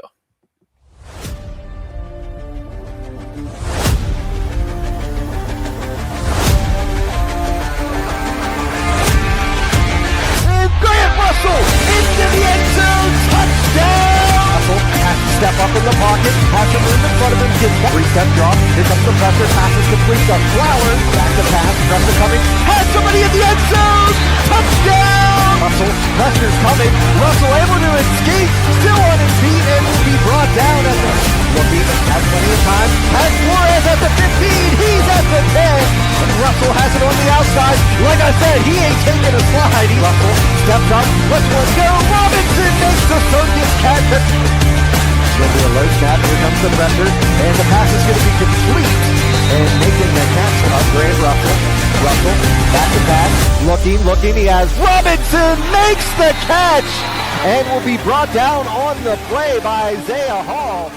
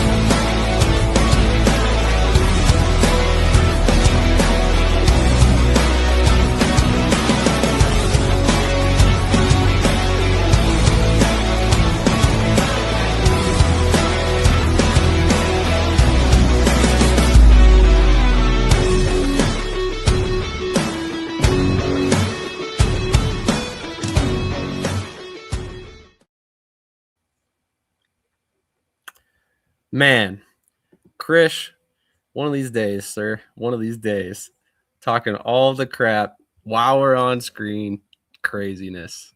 All right, but we're going to jump back into the news section of the show. There is so much to talk about this week. We got new teams in the AIF. We got new teams in the TAL. We've got the IAL and whatever the hell they're doing, which we'll get to. There's a lot of it. We still have news from the AF1, all of it. So we're going to start off with the AIF. But before we get into that, we have a little giveaway that we are starting as of this week. If you would like to hold on to a little piece of history, which give me just a moment.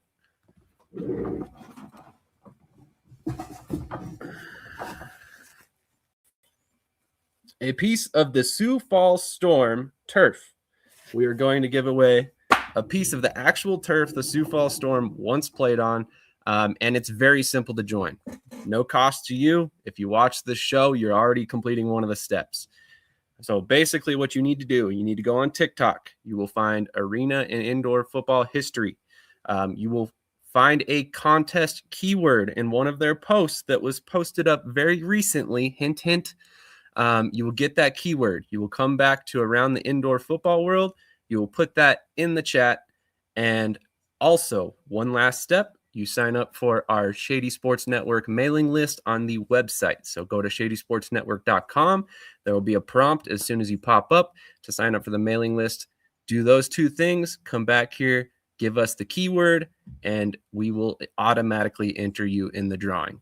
And it's as easy as that. You're entered in the drawing. From there, it's just random. I think we're going to keep this open for a couple months, probably until kickoff of the first major league. We'll discuss the actual closing date at another time, but wanted to get that out there. Shout out to our guy at Arena and Indoor Football History. He is the one that made this all come together. You know, if you are not aware, he's been writing a ton of indoor football related and arena football related articles on our website. So if you like written content, definitely check out shadysportsnetwork.com. And like I said, this is a chance to own a piece of history. We don't even know if the Sioux Falls Storm will ever come back. And if they do, which we all are hoping they do, I mean, that's a legendary franchise. You know, this could have been Wichita Regulators turf or something of that sort, but it's the Storm. So, do your best, join the draw or the drawing, and here in the next couple weeks we'll announce a winner, and you get to hold on to a little piece of indoor football history, which I personally think is super cool. So once again, shout out to Arena Indoor Football History. Go check them out on TikTok, get that keyword, sign up for our mailing list at shadysportsnetwork.com, and then come back here, drop the keyword in the chat. You can do that right now if you would like, or we can catch you next week when we're live. The catch is you have to drop the keyword while we are live. That is the catch. So make sure you're catching the show live. But with all that out of the way, now that we're aware of all that, there is a new team announced in the American Indoor Football League for the 2026 season, which I don't know about you guys, seems a little odd. They already announced the schedule, but the Midland Frack Attack have been announced as the newest team for the AIF. They will compete on an independent schedule in 2026, very similar to, is it the Tyler Crude, Krish? Odessa Drillers. I apologize. So the Odessa Drillers are also playing an independent schedule. I would imagine that's where some of their games will come. So there's apparently another additional AIF franchise to be announced next week to join this apparent independent division in the South. So what are you guys' thoughts on this? Let's go to TJ first. Definitely an interesting name. But I don't know. Normally when you mix independent, I'm not the biggest fan of it, but I think for the AIF it works. They're still trying, in my opinion, to really get a solid foundation down, and I think this is the best course of action for them to go. I don't know what's going on with the comments, guys, so I apologize that they're hiding our faces every time we pull them up. Normally it moves the camera. I'm not really sure what's going on there, but Wookie Drive says 2 teams in the same metro, just make them their own conference. And it does kind of sound like they're having an independent conference because there is one other team they say is set to be announced. So I imagine that's going to be in the Texas area as well. Cody, any thoughts on this?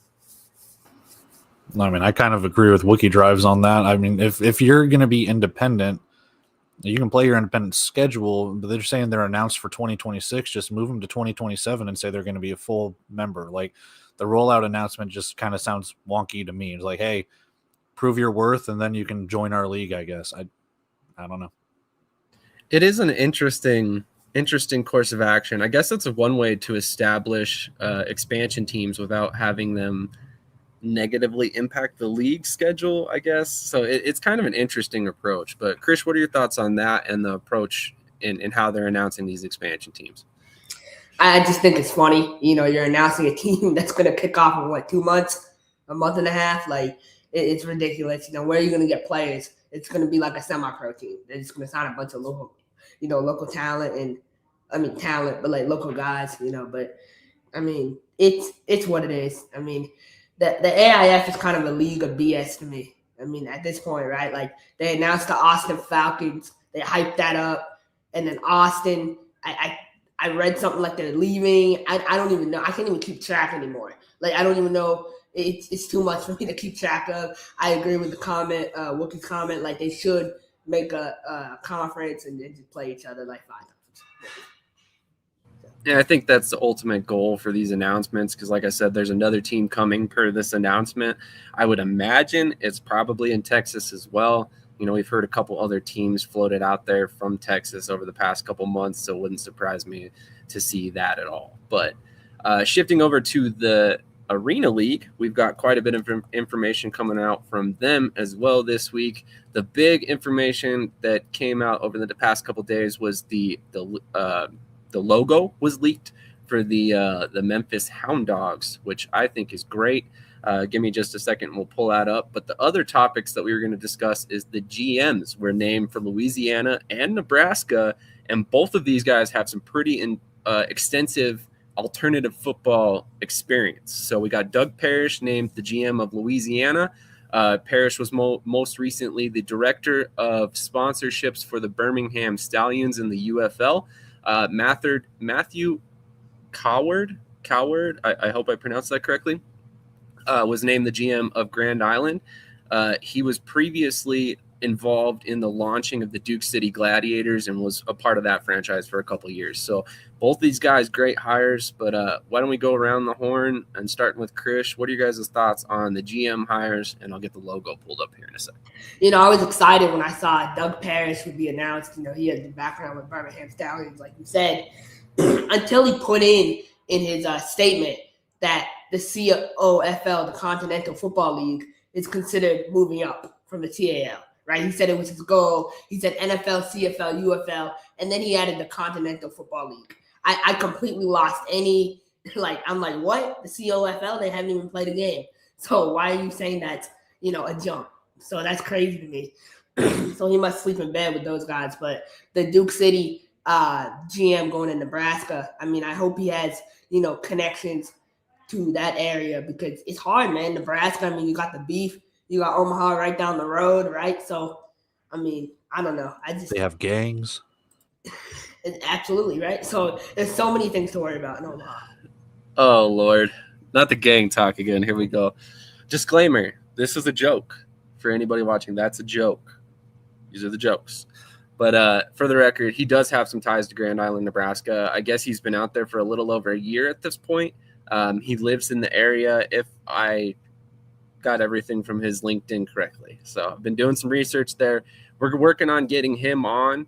I'm also going to reach out to Doug Parrish as well. So we're trying to work through all these leagues and get some guests from all the different leagues on to come talk about them. So, expect to see him at some point on here. Cody, what are your thoughts? It's definitely adding some credibility. You've got two guys that have been GMs or within the front office situations of different teams, different leagues, things along those lines. So bringing that over definitely bears credence to what the TAL is doing. I like what they're kind of doing with it. They have slowly and steadily been growing. I'm really curious to see how these teams pan out. I know that there have been issues with prior teams in the TAL, but if you can prove that Grand Island, and they've always had a good following from the Danger and everything out there. Louisiana is the one in Monroe, right? Yeah. Okay. If you can get those two teams well established, you have a very, very good threshold within this Great Plains area of the United States. Okay, this is an awesome comment. I am so glad that he dropped this.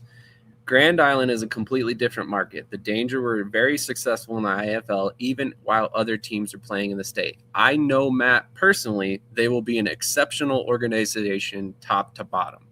That's awesome to hear. That is awesome to hear. So obviously, Ricky probably has direct connection with Matthew from his time with Duke City back in the day.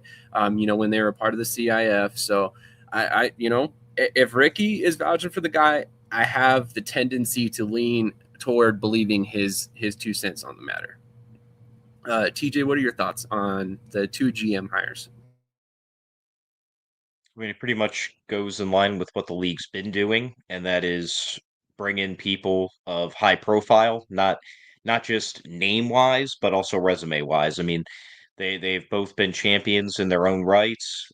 They've, for Douglas Parrish, Grey Cup, time with the New York Jets, everything else. Matt, founder and part of the back-to-back championships that Duke City had. So they know how to build teams. They know how to win championships. They just know how to do everything from a championship mindset. And that's really what the league is trying to do. Again, just surround themselves with the right people, not just a flash name, but the resume to back it up. So I love it. I love both those moves. Absolutely. And I love your point. Both of these guys know how to win, and especially Doug Parrish. He won a Grey Cup in the CFL. He won multiple UFL championships or UFL championships before moving on to indoor ball. So I think that's a really inspiring hire. Ricky, I've actually already talked to Matt. Our timing in the morning doesn't work for him, so we might pre-record something with him, but we're working to set that up already. He's been very communicative, seems like a great guy. I got nothing but good things to say about him so far, and we will definitely have some sort of content with him on. But I want to see what these teams hire for head coaches. I've been saying that, but yeah, I hope my boy Mike Tatum gets with the Grand Island team. So that to me seems like such a good hire personally. Coach Reyes. Coach Rez, I just got on here. What team is this? So there's multiple teams, Coach.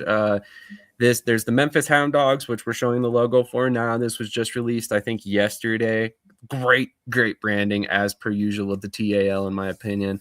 But they also have, this is a great hashtag as well, Release the Hounds. Love it. But so basically they have the Memphis Hound Dogs, they have the Grand Island Siege in Nebraska, and then they have the Monroe team, which I don't believe has announced a team yet, or a team name yet. So to my knowledge, none of those teams have coaches yet. So Coach Rez, if you're looking for another position, I would reach out to Tommy Benizio. I know he is very integral in the hiring of the TAL team. So just saying, probably a good opportunity to pick up an HC job there if you're looking. So let's go down the horn real quick. Just give your brief thoughts on the logo, and then we'll go ahead and move on. There isn't really much to break down here. I mean, other than the fact this is freaking awesome. But let's go to Cody first. I have a feeling you've got some fun things to say. I absolutely, excuse me, my goodness, I apologize. I absolutely love this logo. I do.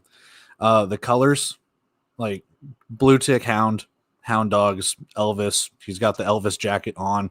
It, the guitar pick for Tennessee music, everything like that. The 3 stars for the state of Tennessee. It is immaculate. I love this logo. I'm curious to see how the burnt orange and the blue are going to mesh when it comes to uniforms and things, but it is just chef's kiss. It is beautiful. I love it. I love it too. Well, my agent, Ben McToy, should be busy. I'm sure he is already in the works of that. So, Krish, what are your thoughts on this logo? I love it, man. I love Elvis Presley. He's a legend down there. So, I mean, he's a legend in the U.S., so I watched that movie. I think it's great. I'm going to get a shirt for this team. I'm really excited. It's really exciting. I love that logo. I can't wait to see who they hire. And I think a lot of big time players are from Memphis. There's a ton of talent in Memphis. So they could really stack that team up with some good players. Yes, they could. And I really like this too. The dog wearing Elvis Pharaoh suit is a tip of the cap to the Memphis Pharaohs. The details. That's awesome. I wasn't even aware of that. So there's so many factors on this logo that are just so awesome. Chris, you're too young to know one Elvis song. I bet you anything, Ben, he knows Ain't Nothing But a Hound Dog after watching the intro video to the team. So he knows at least one.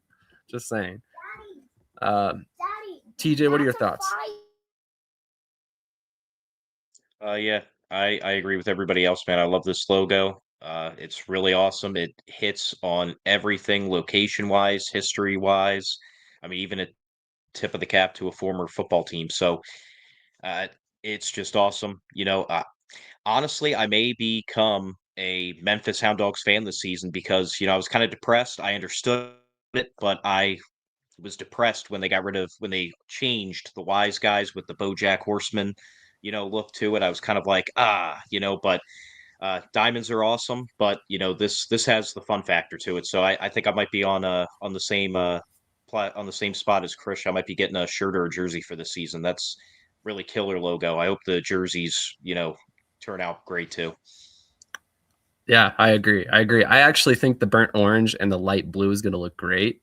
But again, Cody's right. It's all about how it's arranged on the jersey and how they do the color scheme. So it's going to be very interesting. But off the wall, homework assignment for Krish. Listen to Elvis Presley's greatest hits and come back next week with a top 5. I encourage this. Goat's year, Ben McToy says, although he is the agent for Coach Rez, so that answer could change quick if he gets hired. If they don't wear blue suede shoes, they missed an opportunity. Man, that I hope the TAL is watching for this comment right here. They have to wear blue cleats. Have to. But yeah, anyway, moving on from the TAL, I mean, obviously we seem to be big fans of everything they're doing right now. They seem like they're set up for stability for the long term, and that's really what it's all about, right? We want these teams to be successful long term, and I think right now the TAL has set themselves up for long term sustained success. so far, even though with the issues with Eau Claire last year.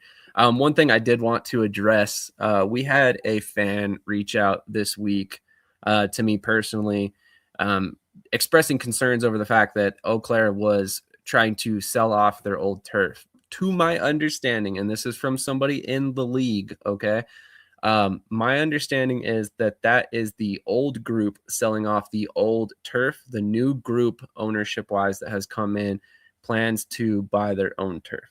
That's what I've been told from the league. I have not confirmed that with anybody in town, but I trust the person who told me. So I'm willing to pass that along to you guys as well. Dorsey Golston, head coach of the Goats, checking in. Thank you for being here this morning.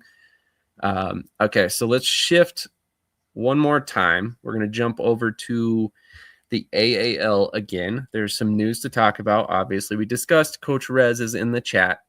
He has announced his resignation from the Wheeling Miners this past week. So he is now a free agent once again. Wheeling is back in the market for a new head coach. And then also Tom Manas has suffered an eye injury. I think we discussed this a little bit last week, if I remember correctly. He will not be able to coach in the 2026 season for the Michigan Avengers, which he had previously signed up for, which is terribly unfortunate. But at the same time, he's got to worry about his health first. Obviously, as mentioned, it's an eye injury. That's not something to be played around with. So, we wish Coach nothing but the best. But I wanted to go ahead and go around the horn real quick, discuss the leaving of Resignaldo, and discuss what you guys see next for Wheeling, if you have any ideas about who could be the next coach there. Let's talk to Krish first. Krish, who do you think might end up stepping in there for Coach Rez? I think my boy Coach B, honestly. Coach B's been vocal about the opportunity with them, and, he might be last minute. I feel like, maybe that's an opportunity for him to get in with Wheeling. But it's hard, man. I mean, you're kind of you're running out of time with candidates. I mean, the season starts so soon. You need to get someone in there. I mean, Coach Reyes did more than just a coach, right? He built that organization from the ground up. So, I mean, you need to find someone quick, and you're running out of time. So I'm interested to see who they end up hiring for Wheeling. As far as Coach Manas, man, I mean, I wish him the best. That's my guy, right? Like, you hate to see that. I never thought it was a good fit, though, on a personal side for him to join an AAL2 team. Like, all respect to them, but just because he lived in the area, the lack of resources, I never thought it was going to work out for them. So I think this is season he can just rest, relax, and come back better in 2027. So, yeah. Fair point. Cody, thoughts? Not much of any. I mean, coaches come and go. Coaches step down for medical reasons, and I'm not putting words in Coach Rez's mouth or anything, but coaches step down. Coaches get let go. There's plenty of reasons that, probably behind the scenes that we know or don't know, whatever the case could be.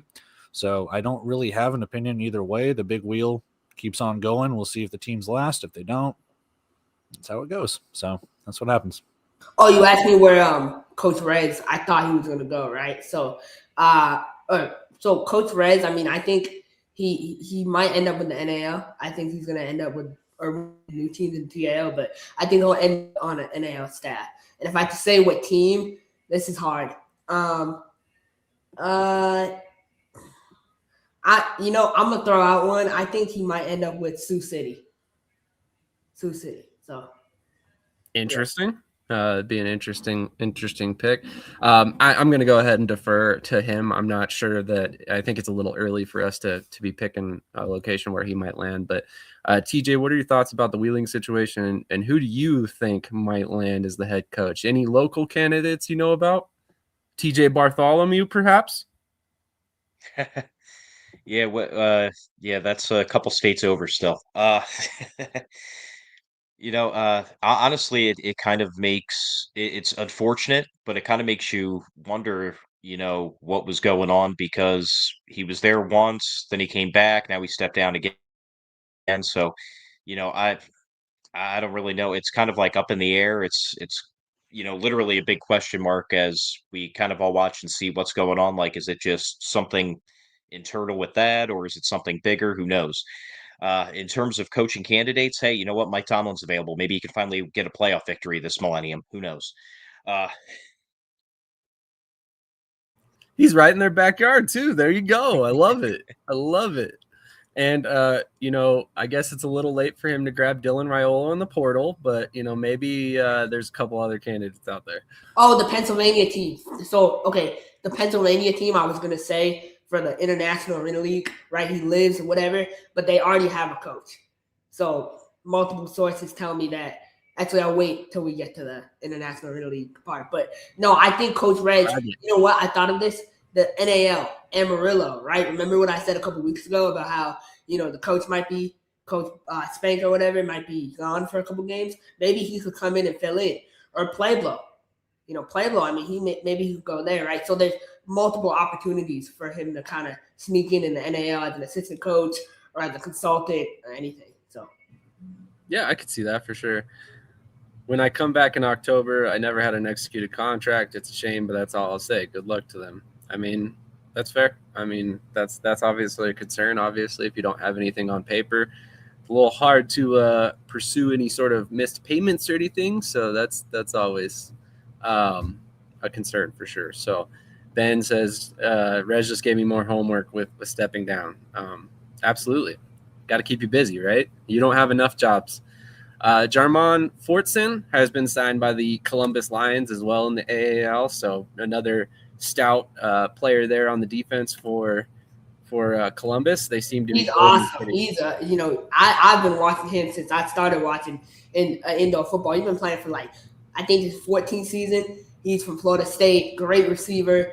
He's won championships. I'm glad they were able to keep him in Columbus. Absolutely. So we're going to hit a quick commercial break. We're going to come back. We'll talk about the IFL, the AF1, and then finally finish up with the IAL. We're kind of saving that for last because there's a lot to talk about. And to be completely honest, I'm not sure how much time we're going to spend on it.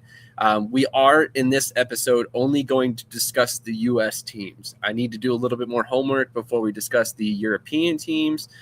So probably do a little bit more information on them next week with the European teams. So, make sure you're tuning in next week as well.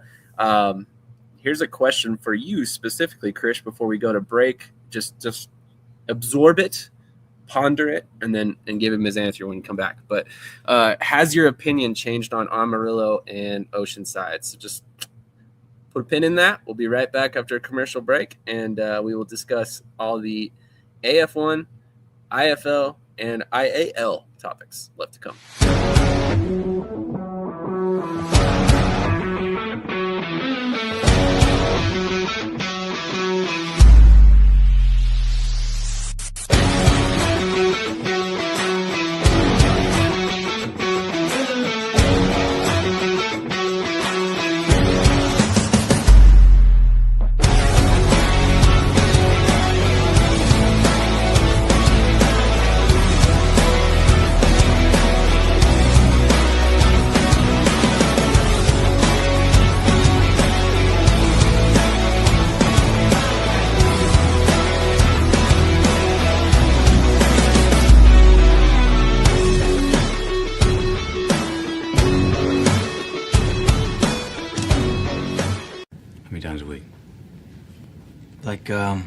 Three, four times, maybe. I'm gonna pump those numbers up. Those are rookie numbers in this racket. I'm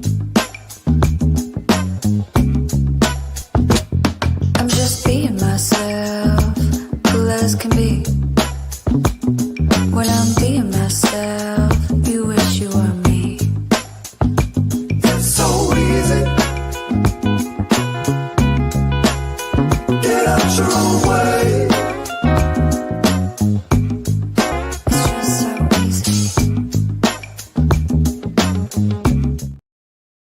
I don't know about you guys, but I'm about to go get some donuts and chocolate milk after this one because that dude looks like he's having a great time.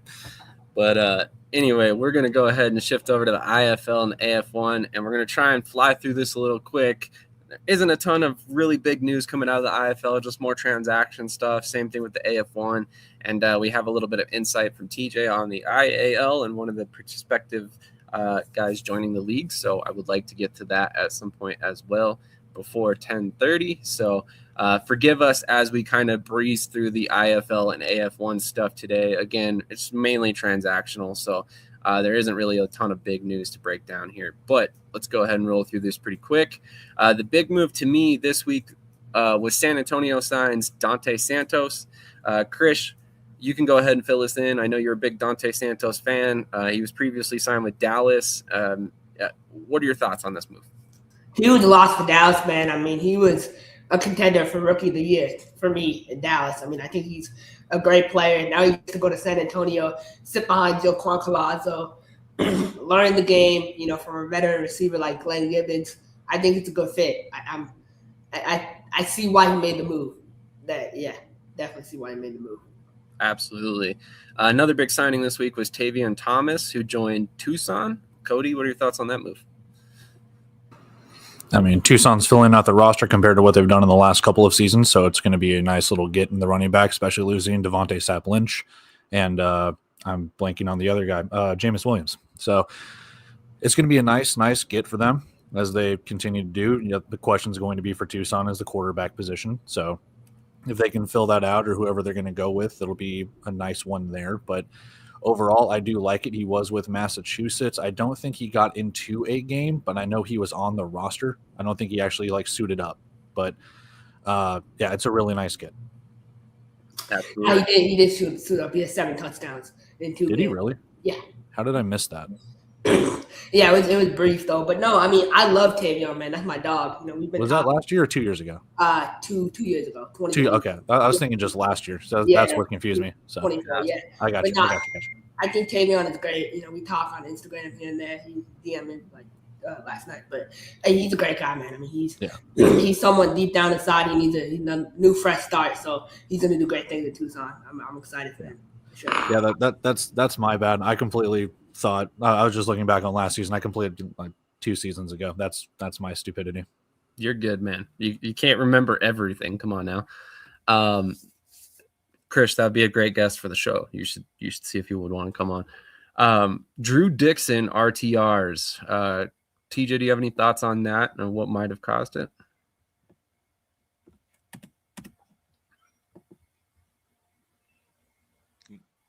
I honestly do not. That's Sorry fair. about that. No, that's fair. I mean, there isn't, we don't know the guy personally. There isn't much to unpack here. So I'll come to you with this. Bless Harris and Trevon Jones were drafted by Columbus. And Little Birdie told me there might be another player from Vegas signing a contract with the UFL over the next couple of days. What are your thoughts on those moves? Hey, man, it sucks that Vegas is losing them as a fan of that team. But, hey, man, it's the IFL and, Vegas, a lot of players from Vegas, if I do say so myself, are getting a lot of calls and looks at higher up leagues. And it's exactly what it's about. It's guys get the opportunity, they ball out, and then they get opportunities outdoors in the bigger leagues that, let's just be frank, that can fund a yearly salary to play football. It's exactly what they're doing. And in my opinion, it's what's helping strengthen the IFL as, obviously the NFL of the indoor and arena space. Absolutely. And just to TJ's credit, for anybody who's not aware, if you make it in the UFL or the CFL, you're talking, tens of thousands of dollars a season, not maybe $10,000 a season. So not saying that arena football is a bad opportunity. We're all here because we love it. But at the same time, there's a reason why everybody's moving up. Financially, it just makes sense. So the next big topic this week, and this one we'll go around the horn with, Rod Miller is hired as the new DC for the Vegas Nighthawks, and Kenny Mack has been signed as the offensive line coach for Vegas, replacing obviously Kyle Moore-Brown, who is the new head coach for New Mexico. Rod Miller, as we discussed last week, was previously with San Antonio, was replaced by Malcolm Goins, previously with Bay Area. So a lot of movement all of a sudden right there in the coaching ranks for San Antonio and Vegas. But let's go back to TJ on this one. What are your thoughts on the coaching changes for Vegas? Yeah, it's just general, they left for other opportunities, head coaching jobs, things like that. So you went out, you got other good names, guys with good track records, and just looking kind of like the same thing with the overall rosters. You're just locking, reloading, and trying to put yourself in the best position for this upcoming season. If you're Vegas, you're going for back to back. Absolutely. A little sliver of information here that I was given this week as well is that Miller will be coaching a position as well. I believe it's defensive backs. And then Mike Davis himself will be overseeing defensive line once again. Anybody who's not aware, Davis has coached defensive line multiple times throughout his career, including in the CFL. So not entirely out of the question or surprising to see him take over defensive line. Cody, what are your thoughts on the changes for Vegas? Reload. Simple as that. You get such an experienced defensive coordinator in Rod Miller, who's been all around the indoor football league from Bismarck to Mass to San Diego to anywhere and everywhere. Like, name a place he hasn't been. It's what can you say? I mean, what can you say? They're keeping up with the Joneses over there in Arizona and the Western Conference and stuff like that. So they're trying to take that top spot, man. And I can clearly see the vision that they got. I mean, it's championship or bust again. They've already got a taste of the silverware. They want another taste of it. This is that opportunity. Absolutely. And on that note, I said this, so please do not project this comment on Mike Davis, but I told him it looks like his path to the championship this year might be a little bit easier. And he said, we don't look at it like that. We're preparing, for the worst from every team. So we're expecting to have a target on our backs this season. So I think Vegas is very prepared to defend that crown this season. And they built the roster and the staff to do so. Krish, what are your thoughts on this move? Yeah, I mean, I think it's a great move. You know how I feel about Rob Miller, Coach Miller. I mean, he was with us, right? His defensive back, that's his thing. He's a great defensive back coach. Now, with them losing Trayvon Jones, they only have one veteran defensive back in Clifton Duck. So all the rest are rookies, right? So you need someone to kind of help develop those younger DBs that they got in. So that's a huge move for them. And then, just that collaboration, right? And it speaks to relationships. Right, Coach Miller was with Vegas in 2023, right? So he was their defense coordinator in 2023. So you keep relationships with people. Now you never know when you might need someone or when they can reunite. And so I think that speaks a lot to Coach Davis and his character, for sure. Agreed. And in the coaching world, connections are everything. So I think this is. As far as Kenny Mack hiring, I mean, obviously, I mean Kenny Mack, like that O-line room they have is great. So just finding a local guy who can kind of work with that O-line, I think it's good they went with local for that. I think it's important. Sometimes, on the coaching staff, you want to have that local flavor. So it's a good one. Absolutely. That might be a guy you can keep around for multiple years because he is local. So I like that move a lot. It's like your boy, the linebacker coach, right? Rick, what's his name? Linebacker coach, Esposito. I was going to say Esposito. A smart way to build a staff. You get more hands on deck, more individual attention to the players, more development, more moving up. It makes perfect sense to me. So the last piece of information for the IFL, I'm going to let Cody take the reins on this one because he was the one who saw this, but some of the IFL game times have been revealed on the schedule this week. And correct me if I'm wrong. It was all the times for NAS and week 1, but only NAS. Was that correct? Yeah.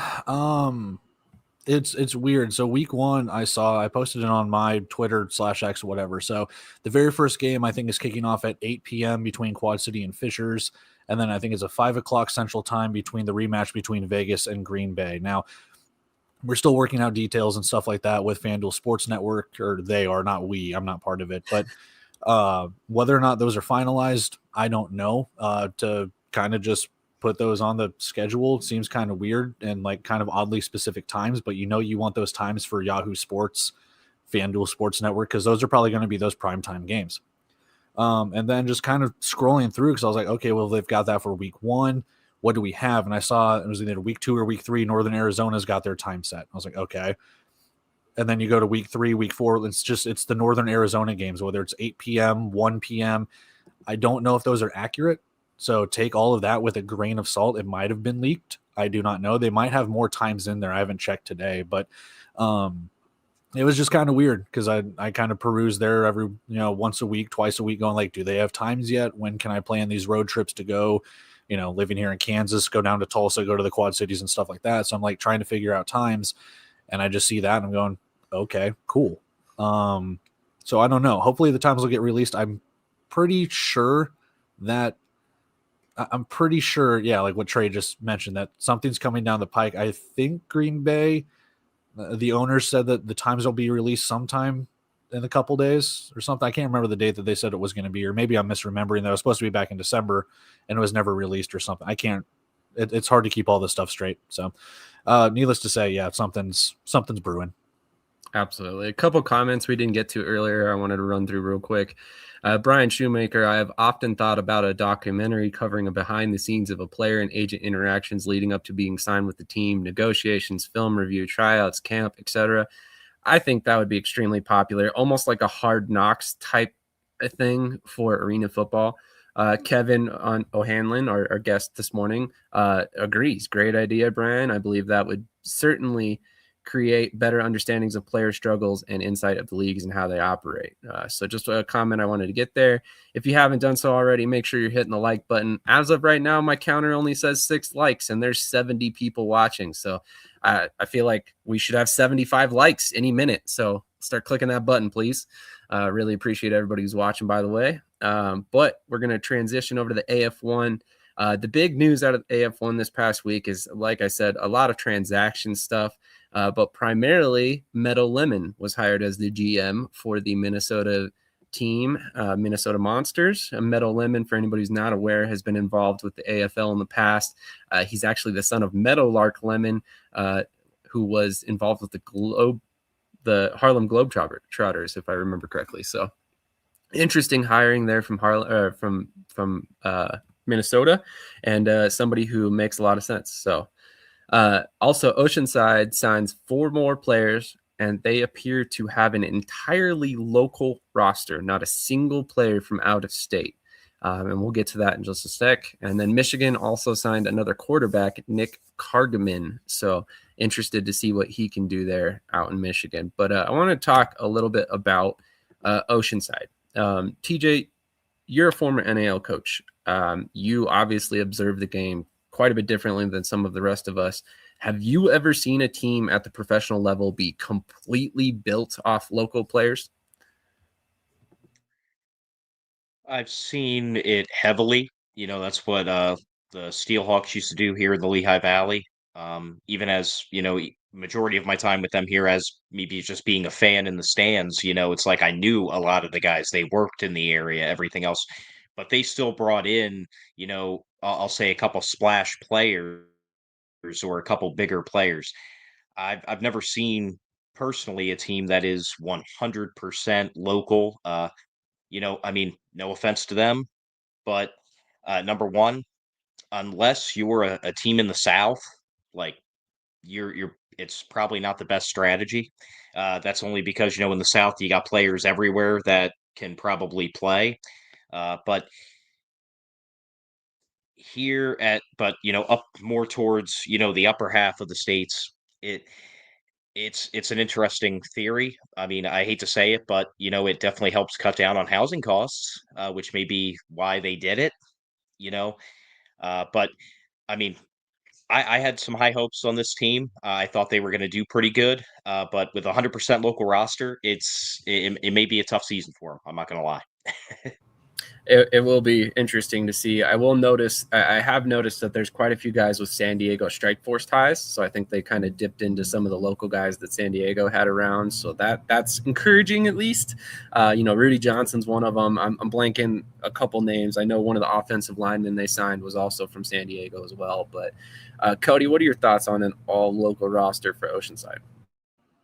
I'll say the comment that Brian has, because I'll kind of push back on what TJ said. I think if there is a state or couple of states that you can do, California is definitely going to be one of them, just based on size and population alone. Now, how local is local? We're talking Oceanside, around LA, San Diego, within that area. So that is a good cradle of like recruits. You're not going up to like Northern California past the Bay Area and stuff like that.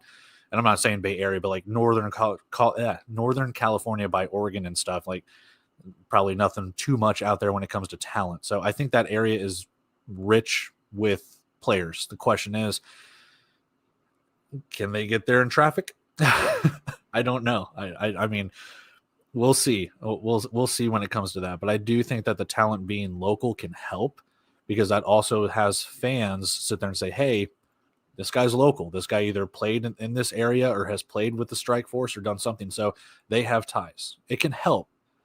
I'm still not sold on Oceanside as a whole, but how they're kind of going about it, it's all right. So I'd still wait with bated breath. Yeah, to me, it's very similar to how Louisiana has kind of made a step up process as they're kind of trying to build toward being a more stable team.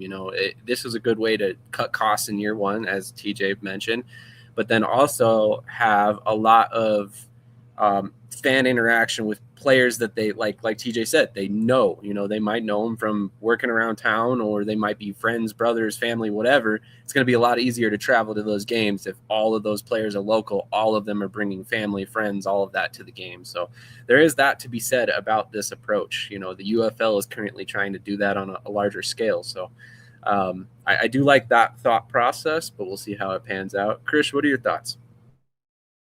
Yeah, so one of the players they signed is Javon Tucker. He was a receiver for us last year here in Mass.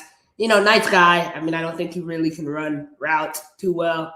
The indoor game seems kind of too fast for him, but I think it's interesting him going to arena style. It's even faster, right? So that's going to be a unique change for him. He's coming off of a hand injury as well. He lives in the Oceanside area. So obviously, like you said, all local. I don't see that team doing much. I look at their O-line, D-line, they're weak up front completely. I mean, the quarterback room is I think Rudy Johnson will get killed playing arena style. I really do. So he can't really throw the football that well. I've watched him play. So if they play, they'll go 0-10. They're still not even on the arena's website. So that's a whole different topic and conversation. So I'm not sold on Oceanside at all. I think they'll go 0-10 for sure if they play. I don't know about 0-10. I feel like sometimes it's pretty hard to go winless, but at the same time, we'll see. We'll see. There's a lot left to be said. Not as hard as you think. What's that? Not as hard as you think, man. I was part of a winless season. I'll take your word for it on that one. I wanted to address this comment. Dallas will probably be mostly homegrown. Stop it. Yeah, that's probably true to save on cost as well. Honestly, I was kind of hoping to see Pueblo be a little bit more homegrown with you guys having CSU Pueblo right there in your backyard. But you've signed a couple Colorado players that I was excited to see. Dallas Reigns is one of them. So big time they're on the schedule. No, Dallas Reigns, they don't have that level of O-lineman in Pueblo. He's going to Colorado Spartans. My mistake. You're right. He did sign with Colorado. I lied. I know there is a couple Colorado players on Pueblo. I'm blanking exactly who it is at the moment. I was thinking Dallas, but that's because that's one of the names I recommended today, and apparently he ended up in Colorado anyway. But that's all right. So we're going to transition, hit one more commercial break, and then we'll come right back with IAL, and we'll discuss that. Like I said, there's quite a bit to talk about with that league, so we'll unpack all of that and then wrap up this bad boy. How many times a week? Like three or four times, maybe. I gotta pump those numbers up. Those are rookie numbers.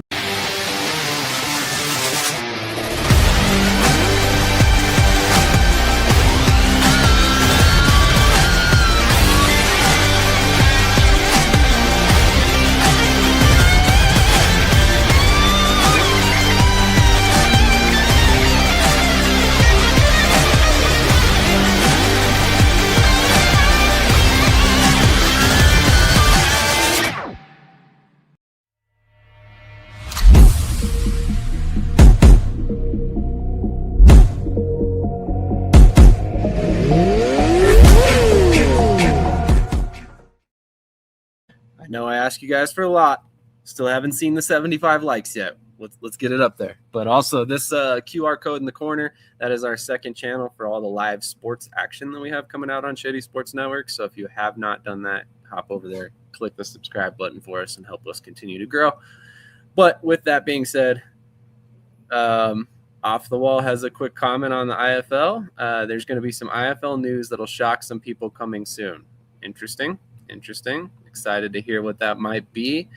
But we're going to go ahead and transition over to the IAL. And as I mentioned before, there is a lot to talk about. So I'm just going to run through some rule stuff, some stuff that we heard about the league itself. We'll do a reaction on that real quick, and then we'll move down the teams and kind of discuss some more individual team stuff.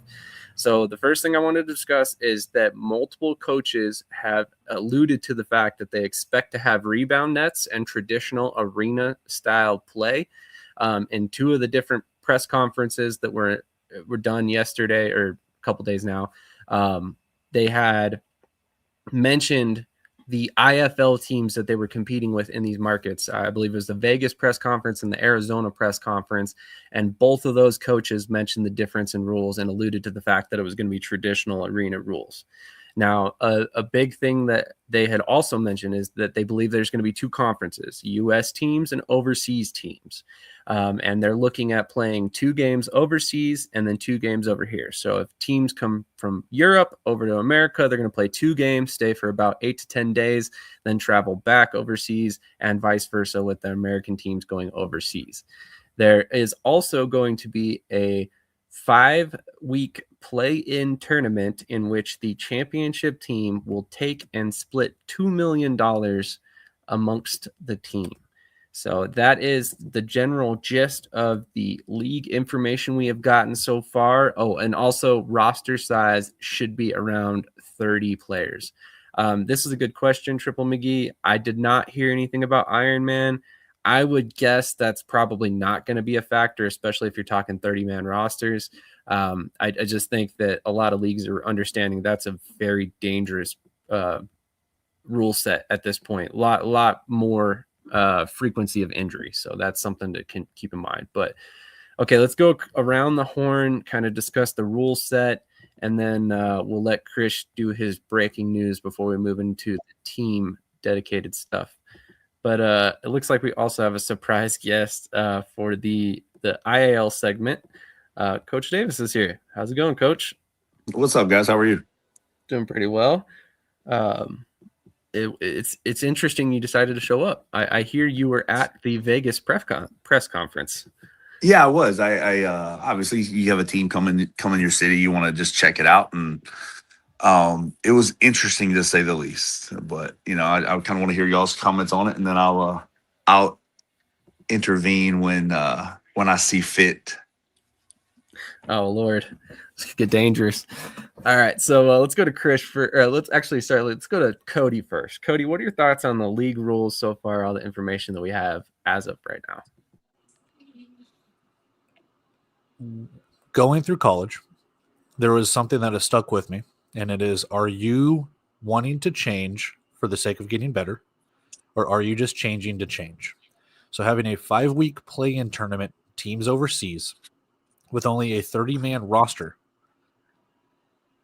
I don't know if that's changed to get better. I think they're just trying to throw things at the wall to see if there's some gimmick or something that's, hey, let's see. And they could be wanting to expand the arena and indoor scene overseas, and that's perfectly fine. But like I've said in the private chat, if this season goes off without a hitch, great. If the second season goes off without a hitch, great. I just do not see it. I just do not see it. We've seen so many fly-by-nights, and I'm not calling them this by any means yet, but we've seen so many fly-by-night things with this just to go off. The AFL was saying that they wanted teams in Mexico with Lee Hutton and whoever, that they wanted teams overseas to build their own dedicated indoor football arenas and stuff like that. I have a hard time seeing this. I do. Can they play the games in the U.S. and overseas? Great. Are they going to try and combine it? I don't know. You already have a dedicated European league. You already have 3 dedicated, 4, 5, 6 dedicated indoor and arena leagues. I do not know how this works. I don't. I do want to say something.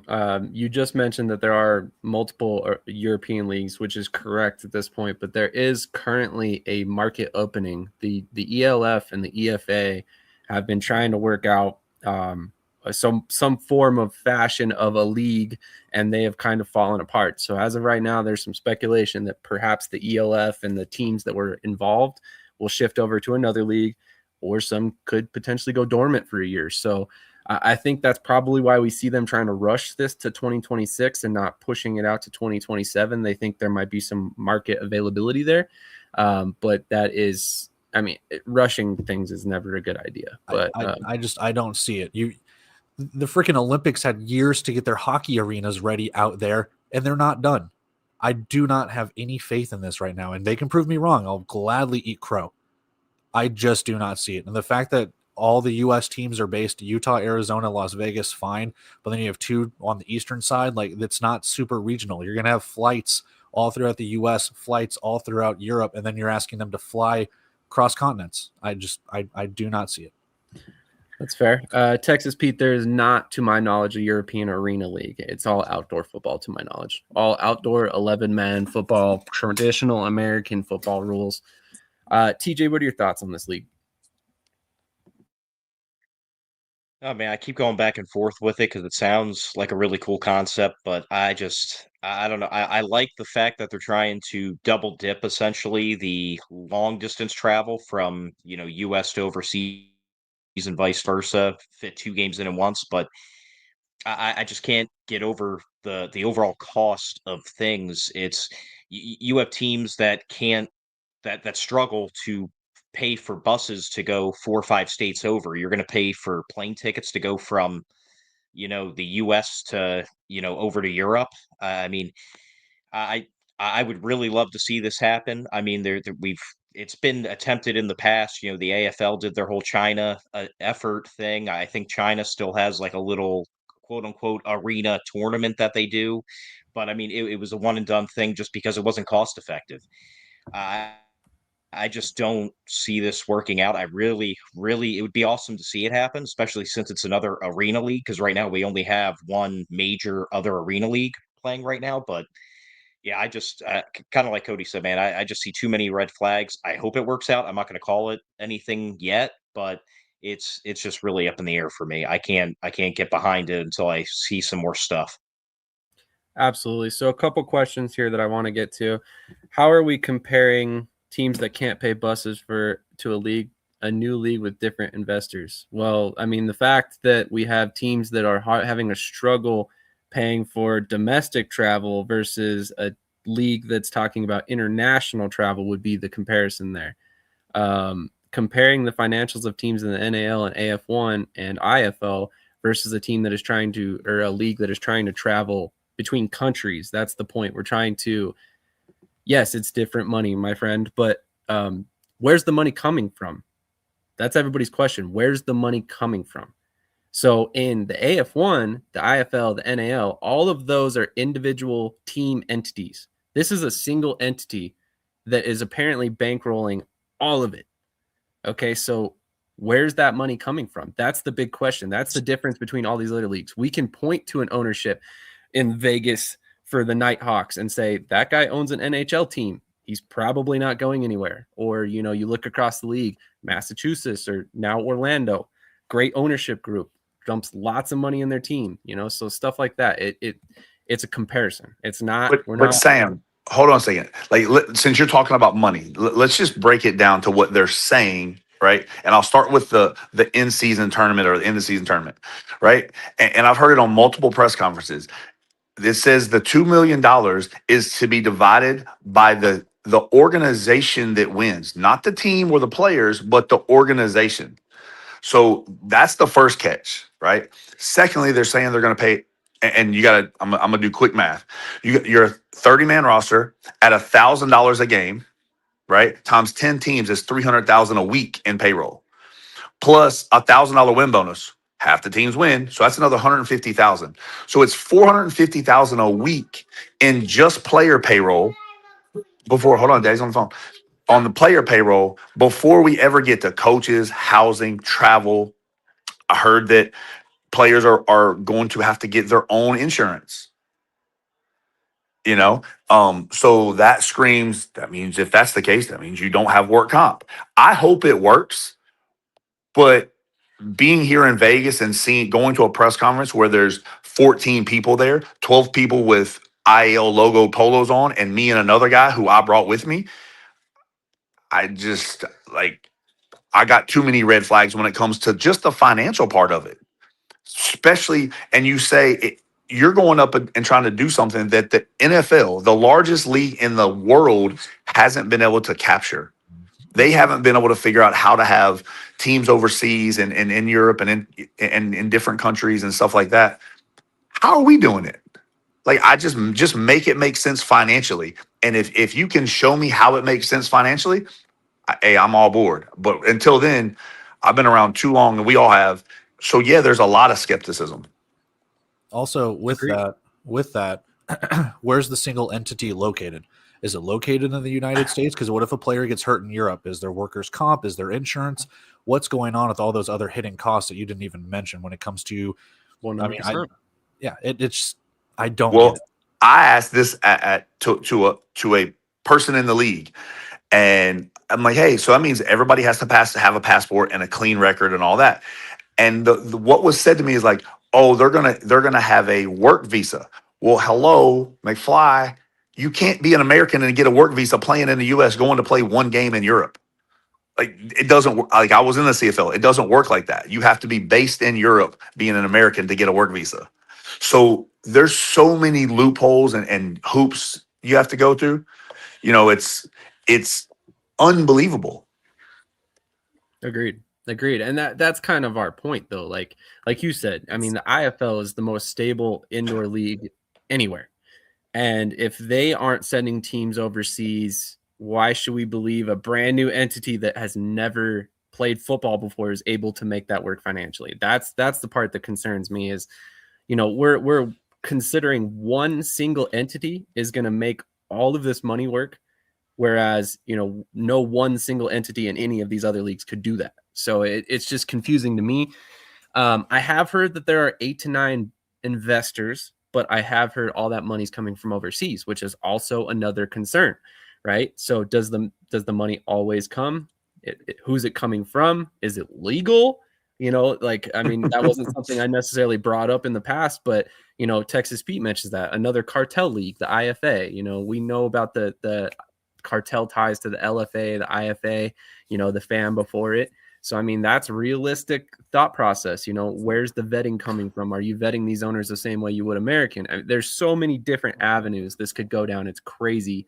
But it's one of these things that there isn't enough information out there for anybody to feel 100% comfortable with it, unless maybe you're in the league, I suppose. I go back and I will challenge all you guys on here. Go back and watch every press conference, right? And there's a couple of things that stick out. Obviously, this world we live in, you can find anything. It starts with the top. Start with the tip of the iceberg and find out every person. You're going to, and what they say they have done and what they're doing. You have, and I'm not going to point anybody out, but you have some leadership in the league that say they were a president of a league. Well, you were a ticket sales guy. You have some people that say, "Oh, I was very public about it." Somebody came out and said, "Oh, I have a record of 40-2, but you were 1-7 last year." How do we just get to throw out the years that we want? You know what I'm saying? It's everybody wants to say that we're better than what we are. And I said this yesterday. I've taken it down since, but coaches get in this business to help play. Well, most coaches get in this business to help players. It's not about me. It's not about my record. It's not about Vegas. It's about helping guys get promoted, making them a better man, use a platform and get them out here. Yes. Does the team like to make money? Yes. But you have to work to do that. So when you come into certain cities, and if you look, obviously we have a team in Vegas, Utah, they're announcing, oh, if the season ticket holders buy season tickets, if your team wins the championship, your season tickets next year are free. Well, this is public knowledge. Fortunate enough, being around a long time, I know that the team in Utah, I was told yesterday, they have 40 season ticket deposits. The team in Vegas, I heard they had 3. So how's this promotion going to work? And what happens if your team wins the championship and it's not sustainable year 2? You get your money back? Yeah, absolutely. And to be You clear, know, and this is not me bagging the league. I just you throw things out there that being around the business for so long, how does it work? Right? Like if it works, I will publicly come on here and eat crow. But you got to show me it all works. Well, that's fair. That's fair. Didn't the NAL have the Monterey team, right? I can't remember their name, but they were only around for 1 or 2 years. Monterey Steel. Yeah, and they were on Univision because they had the contract with the Univision to play a couple of games, and they were only around for a couple of years because travel, because visas, because passports. Why do you think that there's been no indoor NAL, IFL, whatever, to go to Canada, to go back to Mexico, to do any of these things? Is because it's just the travel, the passports to get everyone located with all. It's too much. It's too much. Agreed. And Monterey was a good team that year too. They only lost one regular season game all year, so they had everything going for them. Agreed. TJ, I know you got to get out of here soon. I wanted to get your insight. I know that you have talked to, is it Greg Fornario? Did I pronounce that correctly? I believe so, yeah. Okay, so you've had previous conversations with him, and granted, this was years ago, but it's just a little bit of context to add to the situation. So I'm curious, like, tell us about your conversation and your time speaking with him real quick. Yeah, it was back in 2021. I was with the Reading Raptors, and we got to the EIF championship that year. Greg actually funded for the championship to be in West Virginia. He broke out the turf, had it all set up. It was the old LA Kiss turf. I'm going to tell you right now, the nicest turf I ever stepped on in an arena field. No offense, Lehigh Valley, but man, you can't compete with the old AFL LA Kiss stuff. But after the game, we won, and I went outside, to take a little breather, hit my vape, and I walk outside, and there's this dude leaning there by the door, super muscly with a cigar, and I'm like, I should know who this guy is, but for some reason I'm blanking right now because I got all these emotions. I'm a couple, adult beverages in because we want to chip, so. We start talking, and then I realize, oh, yeah, this is Greg. This is the big guy here. So we start talking. I thank him for throwing everything together, and he starts asking me questions about, like our team, like Reading, the area, stuff like that. And I say, yeah, for, a minor pro team, we do pretty good and everything else. And I pointed him in the direction of our owner, who was, obviously there on the field partying and stuff. And whether they had that conversation or not, I don't know. But the point is, man, he has had Reading on his radar potentially for a couple of years now, and he's always been interested in getting back into the game since the Rough Riders. But yeah, that championship game though, man, it was great. We won it. He even after the game had a bunch of alum come back and play like an all-star alum game. At the time, Greg Hardy, he even showed up and he was there. So, I mean, it was a crazy scenes. But yeah, the guy has always had a passion for it, and he's potentially been slow playing, bringing a team to Reading for a while now.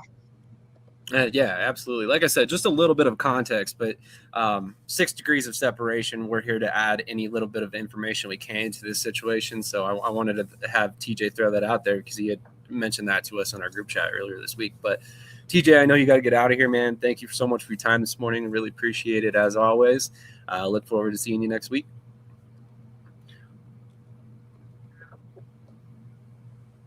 Muted, buddy. Muted. Thanks, everybody. Have a great weekend. And, Coach, thanks for coming on, man. Good seeing you. Thanks, TJ. Also, just wanted to throw out there, in a week, we will be launching a UFL show again. It's been a year since we had one. TJ will be one of the co-hosts on that. It's going to be on Sunday mornings. So if you like this Saturday morning vibe, you can join us on Sunday mornings for UFL coverage in the future. So just wanted to throw that out there. So now that we've kind of discussed all of the league stuff, we do have one question. What did you all like about what you've heard so far?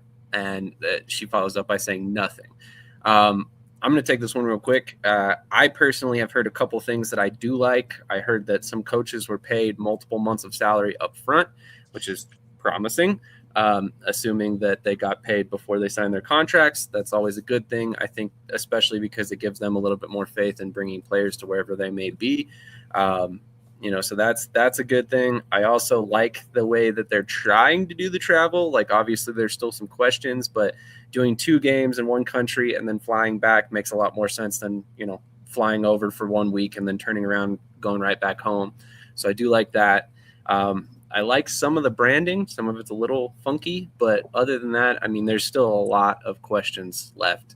I also like some of the coaching hires. Sia Burley, Sean King, I think, are both solid hires. We'll see what happens with the rest of the teams, though. I mean, I think there's a lot of things that potentially like, right? The travel is a cool idea. The pay is cool. But again, you got to show me how that's going to work. Like, so let's just say hypothetically the money's out. How are you getting money? How are you making money? Like, you know what I'm saying? Like, that is, unless you have some crazy international European sponsors, I don't see it. And call me a skeptic all you want. I just, we've all been around long enough to know, if it looks like a duck and walks like a duck, normally it's a duck. I like that. We have another person who wants to chime in. So who better to talk about a brand new league than Ricky Burtz? Thank you for joining us, Ricky. We appreciate it.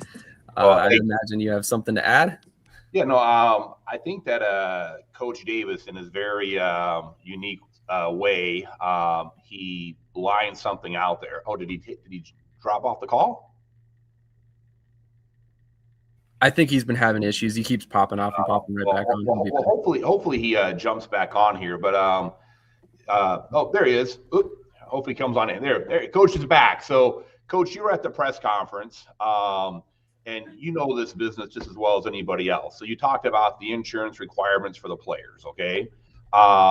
First of all, as I put in a comment on there, workers' comp is federally required. Like, you can't get by without it. Anybody that doesn't know about that or whatever. So, Coach, we'll say, they have 10 teams, 30 players a team. That is 300 different workers' comp policies that they're going to require those players to set up. So, Coach, what happened? I mean, as you and I know, you have to pay a considerable amount of your workers' comp premium up front. So guys are going to be fronting thousands of dollars right off the bat for their workers' comp insurance, if they were even to go to the ability of having their own insurance, which isn't going to work. You know what I mean? And then, Coach, what happens if player A pays his insurance and player B doesn't because, hey, it's a lapse, he's late, whatever it might be? Because as you and I know, they'll cancel your insurance policy because of lack of payment in a New York minute, So what happens if that guy gets injured playing during the football game and everything else? Whose liability is that going to be? Where's that going to fall on? As you said, Coach, there are so many red flags about all this. Never mind the fact that, you hit the nail on the head. Just their salary alone is $4.5 million, The workers' comp policy for that, as you and I know, is going to be probably in the $10 million range. You can disagree with me, but that puts you. No, you're going to have a 1.5 to, depending on what state you're calling your home base, which their league office is here in Vegas. Supposedly, there's no address. I asked at the press conference where the league office is. Oh, it's down the street. What's down the street? Nobody will say anything about it, which is fine. They want to keep it quiet. It's not like I'm popping up to the league office. What I've driven by, absolutely, because I feel like this is the boiler room type of stuff I got going on, and so it's like, guys, just be transparent. Just let me know how it works. Yeah, well, so I've had several people reach out to me about this, and the only thing that makes sense to me. I did not consider Sam's comment earlier about, hey, what kind of money? Is it clean money? Is it dirty money or whatever? Never considered that, But the only way this works is if they literally have somebody that is willing to lose tens of millions of dollars. Because, Coach, they're supposed to be kicking off here in a couple months. And just like with you, Coach, in May of 2025, we were working on March of 2026. And no disrespect to any other organization or whatever. We've been around for a couple of decades, as you know, Coach. You've been here yourself. we've been working for months, and we're an established franchise. They're supposed to kick everything off the ground. And I don't even want to get into, I've heard some rumors of the football field turf that they're buying and stuff that is going to be probably questionable standards, I guess you could call it, because it's been around for X number of years and all that. But you're going to drop $450,000 a week on your player's salary, but yet you're going to have them playing on football fields that are a fraction of your player's salary a game. It makes no sense at all. I'd love to see it work, but like you said, Coach, and I wouldn't blame you if they had a press conference in Omaha. I'd go myself, because what all of us do, and Coach and I have talked about this, Coach Davis and I have talked about it, what Omaha does directly or indirectly impacts Vegas and other teams and stuff like that. We saw that this year with a certain league throwing out certain salaries and everything else to players. Again, none of this makes any sense at all unless somebody's willing to lose literally tens of millions of dollars. And I've never met anybody that's prepared to do that. Well, Mike, it's not just the salaries and stuff like that. You're also looking at plane tickets. You're not taking private jets to and from. So you're going to have to pay for plane tickets for 30 players, plus all the coaches, everything like that. You got to ship the uniforms and the pads and everything like that back and forth. So, those are just, again, costs that people do not think about when it comes to what you're shipping to and from. And then you're looking at time zones. You're looking at issues when it comes to time zones of, excuse me, teams got a home game in Germany. What time are they playing? And what time is that American? Who is the target audience for this? You got a home game in Vegas. Okay, cool. What time is that in Europe for them to watch it? So it's all just kind of very convoluted, in my opinion, when it comes to, you have all these bright ideas, but I don't think they make a lot of logical sense. Well, Cody, yesterday I spoke to a buddy of mine who's a coach overseas, in said country, and he goes, "Coach, I don't understand how it's going to work, because when it gets nice, we don't want to be inside. You get April, May, June, we're utilizing the time that we can because it's gorgeous weather over here. We're not going inside to watch, or we haven't gone inside to watch a sporting event, because we enjoy the time outside. We're cooped up long enough." So I relate that to like being in Canada. When you're cooped up for 6 months, you want to get outside. So Coach, just based upon the information that and this is your best educated guess, how much do you think it's going to cost them annually, just with all the numbers they're throwing out? How much do you think it's going to cost them when you factor in housing, salaries, travel, as Cody talked about, insurance, arena rent? I've got a number in my head. I don't want to. I could spit out my number now. 15 million. Oh, it's gonna be more than that, Coach. But I'm being nice. I'm saying, okay, let's say they have their tickets bought now, right? Let's say they're the problem, and it probably is way more than that. But I'm gonna go is like, look at the GMs they hired. Adrian Ross was an NFL player in Cincinnati, right? They want the recognition. They hired Mark McMillan to be the GM here. Mark McMillan wasn't in the press conference because he had supposedly had prior engagements, and I've texted with Mark, and he did, right? But if that's your brand, why don't you push the press conference a day till the guy's back in town? 100%. You know what I'm saying? And I understand what they're doing. They're trying to get credible names in the city. Well, the guy I took to the press conference with me was Hunky Cooper, who was on the show for them. And he's like, "Mike, I want nothing to do with this. I'm not going to have anything to do with it." And Mark Millen and him are boys. He goes, "I will not let you burn down my city." That was his exact words in the press conference. So I think it's probably one of those things that people that are looking into this have a backup plan, or maybe in essence make this your backup plan while you learn for other avenues. I don't think, as you said before, Coach, we want to see it succeed. I want all leagues, all teams, regardless of what style of play, where they're at, and all that. I want them to succeed, because what one team does directly or indirectly impacts the rest of us. For sure. And unfortunately, Coach, and I know you've lived this, we have to pay the price for teams and leagues that don't have their crap together, because we're the ones that are around playing year after year. So I'd say with you, Coach, and myself included, we're the ones that have to carry the burden of them failing because, well, I did this and I did that and I did that. Well, I understand, but that's not us.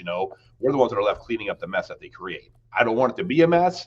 It potentially sounds like a mess. And I would just say my word of advice to all of the players and them involved would just be, just have an alternative plan because your playing career is just so short, as you know firsthand, Coach. Well, look at who, again, that's why I told y'all to go back and watch all the press conferences. They announced some players. Well, Arvell Nelson, we know, is an elder statesman. Charles McCollum, love Chuck to death, right? He got announced as the quarterback for Cincinnati. I mean, I think Chuck is 35, and I talked to Chuck.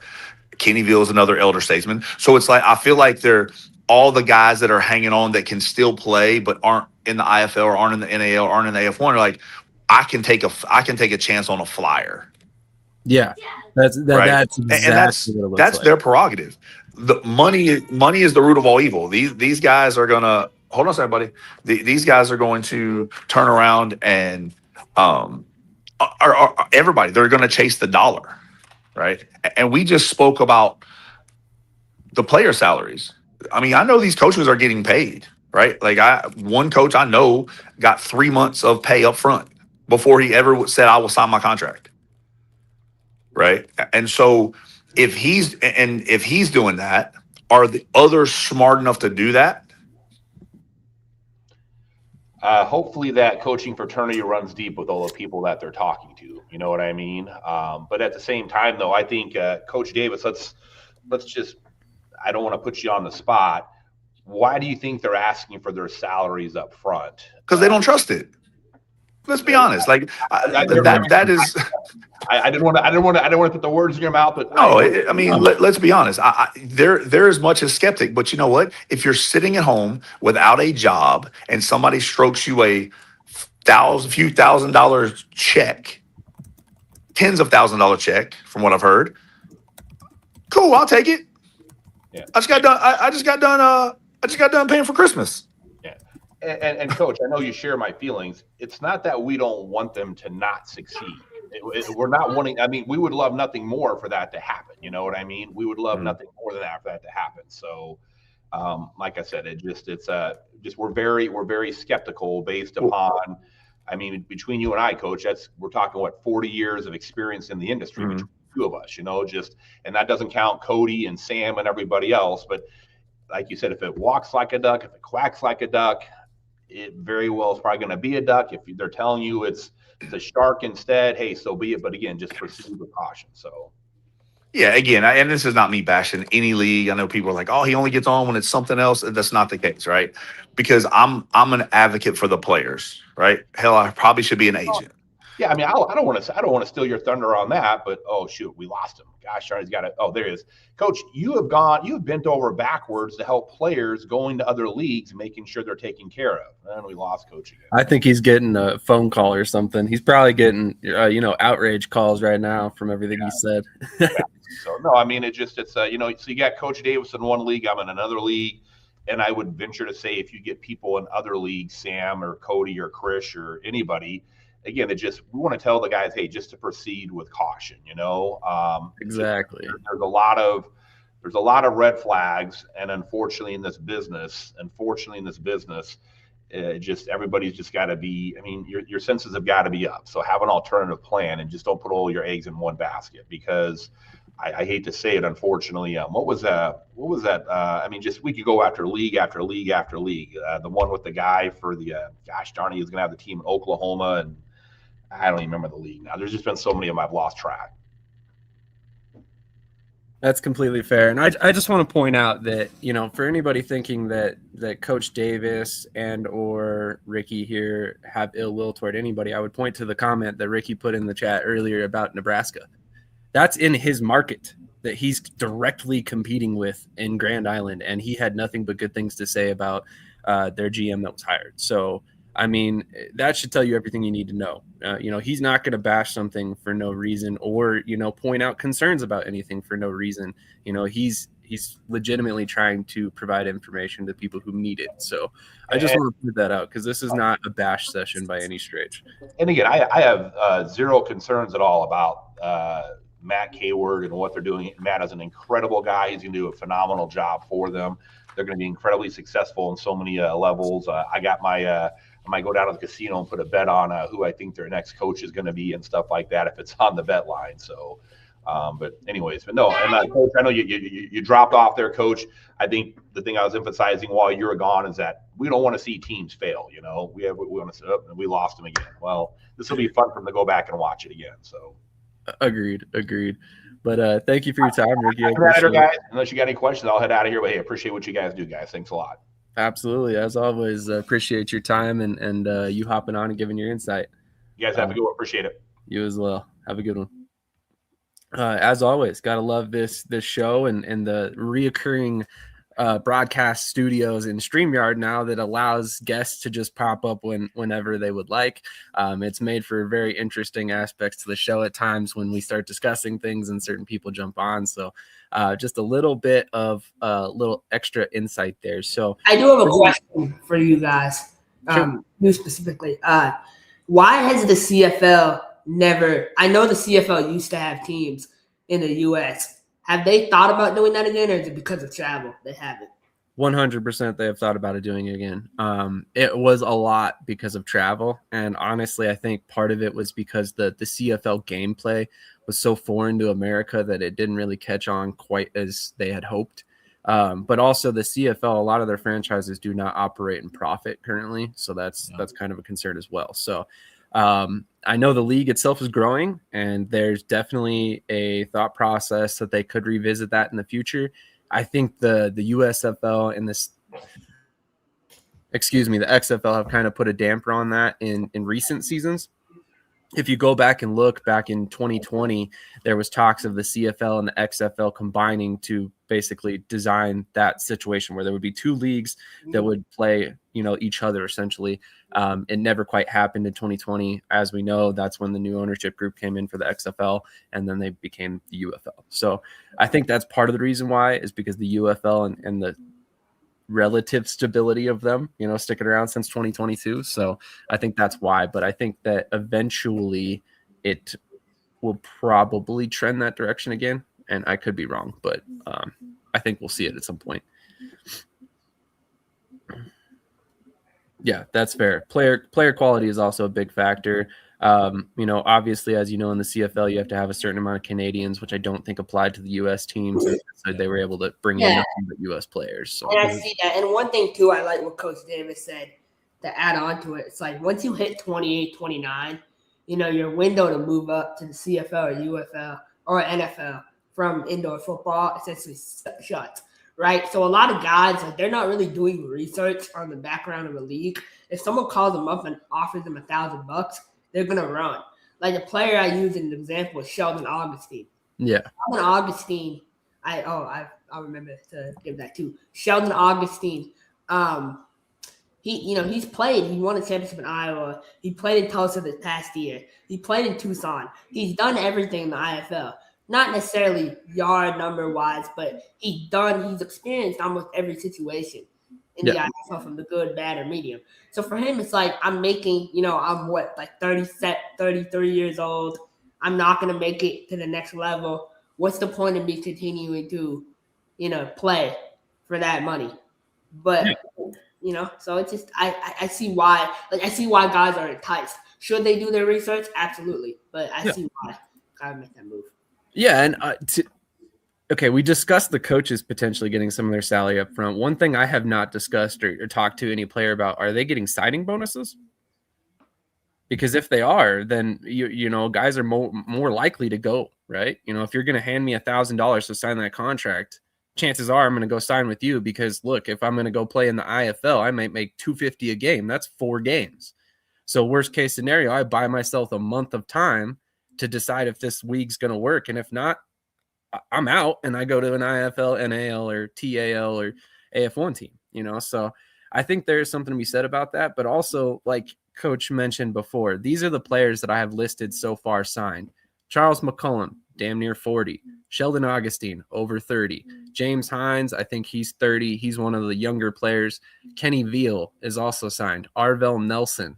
So a lot of these players, Arian Maxey, I think he's on the younger side as well, if I remember correctly.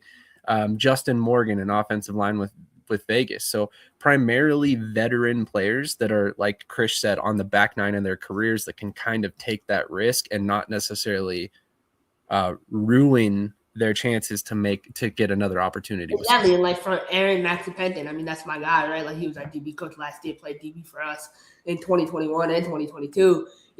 Talking to him at the end of last season, I asked, "Hey, are you planning on playing again?" He had no plans whatsoever. He was done. And so he actually lived in Arizona. So I see why, local connection, they signed him. The money was enticing. It doesn't surprise me, but like Justin Morgan, right? Offensive lineman. He's a lineman. He played for us. Also, he's from Stony Brook. Another guy. You know what I mean? Like he's been out of football for almost 2-3 years at this point. So, make a quick X $1,000. The breaking news, what I've heard from multiple sources, and I'll wait till this is confirmed to be true, but the Pennsylvania IL team is going out and they're gonna hire Lee Johnson. Coach Lee Johnson is going to be the next head coach. Lee Johnson was the defense coordinator in San Antonio the past 2 seasons. Great defense coordinator in Carolina in 2023. Big reason they got to the championship. So, he'll be the head coach. He has connections to the Pennsylvania area as well. That is from multiple sources. I've also heard that as well. So it most likely trending that direction if it hasn't already happened. So I'm happy for Coach Lee, man. I mean, he's a good coach. He lives in St. Louis, but he's coached in Pennsylvania before. So, I'm interested to see. And I know him. He's one of those guys where he definitely got paid up front. Definitely. I believe it. Yeah, he's been in some good locations. He's also been through some rough times, so he probably understands, what's at stake. But let's break that down real quick. So we've talked about some of the coaches, so I'm going to go ahead and lay out the list so far that we have. And in Vegas, we have Mook Zimmerman, previously the head coach of the Iowa Woo. I believe he was with Richmond at one point as well. His GM is Mark McMillan. As of right now, I have not heard of any more of his staff. I might have missed it sometime. Krish, do you know of any of other his staff members he's hired? No, he still hasn't hired anyone. Okay. Saya Burley was hired by Utah. Jason Allen was hired as the head coach and defensive coordinator for Arizona. I skipped over this. I imagine Burley's going to call plays in Utah, so he'll probably be head coach and offensive coordinator. In Arizona, Jason Allen, head coach, defensive coordinator. James Johnson, I believe, is his GM, which is based in Columbus. Thought that was slightly weird. And he's working to hire an offensive coordinator as well as an offensive line and defensive line coach. In Cincinnati, we have Sean King. Sean King was previously the head coach of the Billings Outlaws before Gillette shuttered and Walker moved over to Billings. And he became the head coach of Rapid City, which unfortunately folded in 2024. Spent some time with Salina and was a free agent this offseason. So good hire there as well. But as far as the coaching staffs that have been hired so far, what do you guys think about the level of coaches they're able to get to the league? I mean, do you feel that helps the legitimacy? Let's go to Cody first on this one. Sorry, Krish. It can. I think we've talked about it either in a previous episode, like last week or the week before. I can't remember, but there are only so many head coaching opportunities in the IFL, only so many head coaching opportunities in the NAL, AF1, what have you. So if they're not getting coordinator head coaching positions, they're just kind of going down the list. Now, part of it could be like Coach Davis mentioned, and I think we mentioned it last week. If you've got a coach that's offering your 3 months up front or whatever the case could be, then they've got some negotiation tactics, and it looks like the credibility can be there. But I mean, I'm just going to call a spade a spade. I do not know why we are wasting so much time on this. It's fresh and new. We have no other news from all the other leagues, so I get it, but I don't know. We'll see. That's fair. I mean, it's definitely a fair take. And to be fair, we are rounding out the coverage here. I mean, there's not really a ton to talk about. We will spend a little bit of time on the overseas teams once I gather all the information about that. But I mean, we're talking about it because, like you said, it's new, it's fresh, it's in the middle of the off season when we're kind of running out of things to talk about with the IFL, AF1. No, but look, it has a direct effect. I see what I 100% agree with you, Cody. 100% agree. But the money in it, right? Like like a lot of high level players or high level veteran players, we could see them jumping over and leaving their teams and leagues, and so it has a domino effect in that sense. Well, unless the league is sponsored by AARP, I don't really know what we're doing. Like, yeah, you've got a whole bunch of players that played all the way back in the AFL 2.0 days with like Arvell Nelson, and I mean Charles McCollum's been all around. Name a league that he hasn't played for. It's perfectly fine that these guys want to go and continue their careers because they're not getting opportunities elsewhere. That's not a jab at them. It's they want to continue to keep playing. The other teams are saying, we don't want to hire you. We don't want you to play. We've got other talent. It's just, okay, cool. They're going to try and keep playing for as long as they can and keep collecting checks or doing whatever they can. Perfectly fine. I have no issue with that. My issue is that we don't know what's going on with this. And like I've said, until they complete a season, no teams fold or anything like that, I just cannot give it too much breath. I just can't. That's fair. That's fair completely. And like I said, honestly, we probably wouldn't be spending this much time on it if it weren't the dregs of the off season. But there are a lot of, big name players and coaches getting involved that make me wonder, about what's going on behind the scenes. And one thing I have heard, which also encouraged me quite a bit, and this is something I should have said earlier, but I've heard arena deposits have already been made. So that is one big piece of information that makes me think this could potentially at least play some games. So that's the big concern that we have going forward. So, yeah, like you said, Cody, I honestly don't want to spend too much more time about this. We've honestly spent a lot of time on it already, and having Mike and Ricky jump on to discuss it as well was interesting. So I think we spent. Can I ask one more question? Not to cut you off. I do apologize. No, you're good. Did you say that they're playing arena rules, right? Yes. Yeah, arena style. Where are they getting the nets? That is another question. And we're pretty late in the process. Because how bad was it with AFL? It was terrible. Yeah, and you're going to have them ship them overseas? Come on now. Well, to be fair, on that note, I know a lot of the net structures are purchased overseas and then shipped over here, for the record. So for that thought, I get it. But no, you're 100% right. That's like $30,000 to $40,000 per team just to purchase the net structure. That's not even counting assembling and hanging it. Yeah.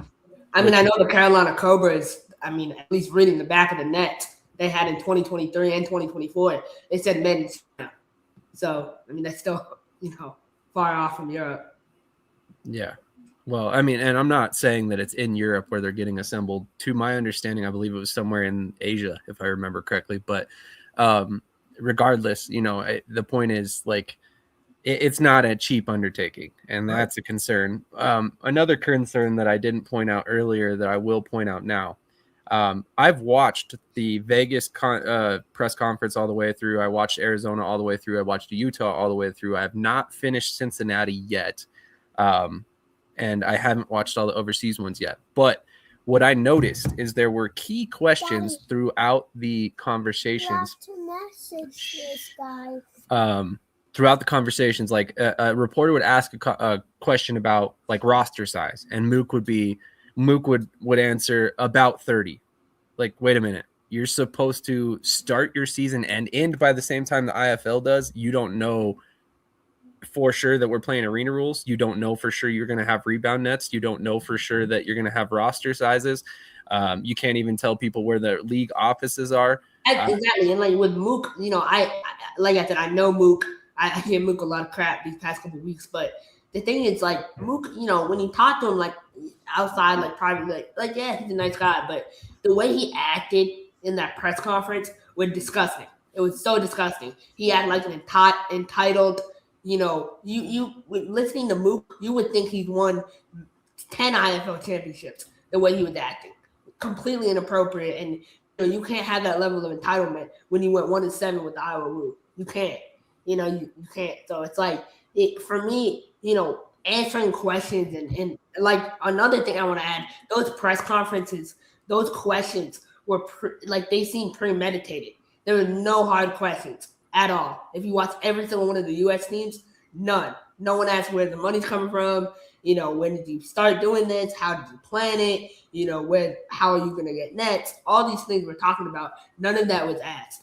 Well, did you hear what Mike said? And again, I'm not saying this is confirmed information, but Coach Davis said there was 10 people at that, or 12 people at that press conference. 10 of them were wearing IAL polos. So the questions that they were lobbing were softball questions, and still there were answers that they didn't have. So those weren't softballs; those were beach balls. Yeah, exactly. So I mean, they were basically trying to throw up easy questions at the guys. Allow them to answer what they can. And don't get me wrong, I get it. As Cody mentioned, in the 2024 AFL, a lot of the same stuff popped up. They didn't have a rule book established. They didn't have net structures until the last second. They didn't have jerseys. They didn't have this. They didn't have that. And that's why there's such concern about this league, is because a lot of it is following in the footsteps of AFL 3.0. They didn't have teams. Oh, yeah. They didn't have teams. They had the Dallas Falcons play 2 games as the Philadelphia Soul. Are you going to have that? Are you going to do that again if teams can't make their flight?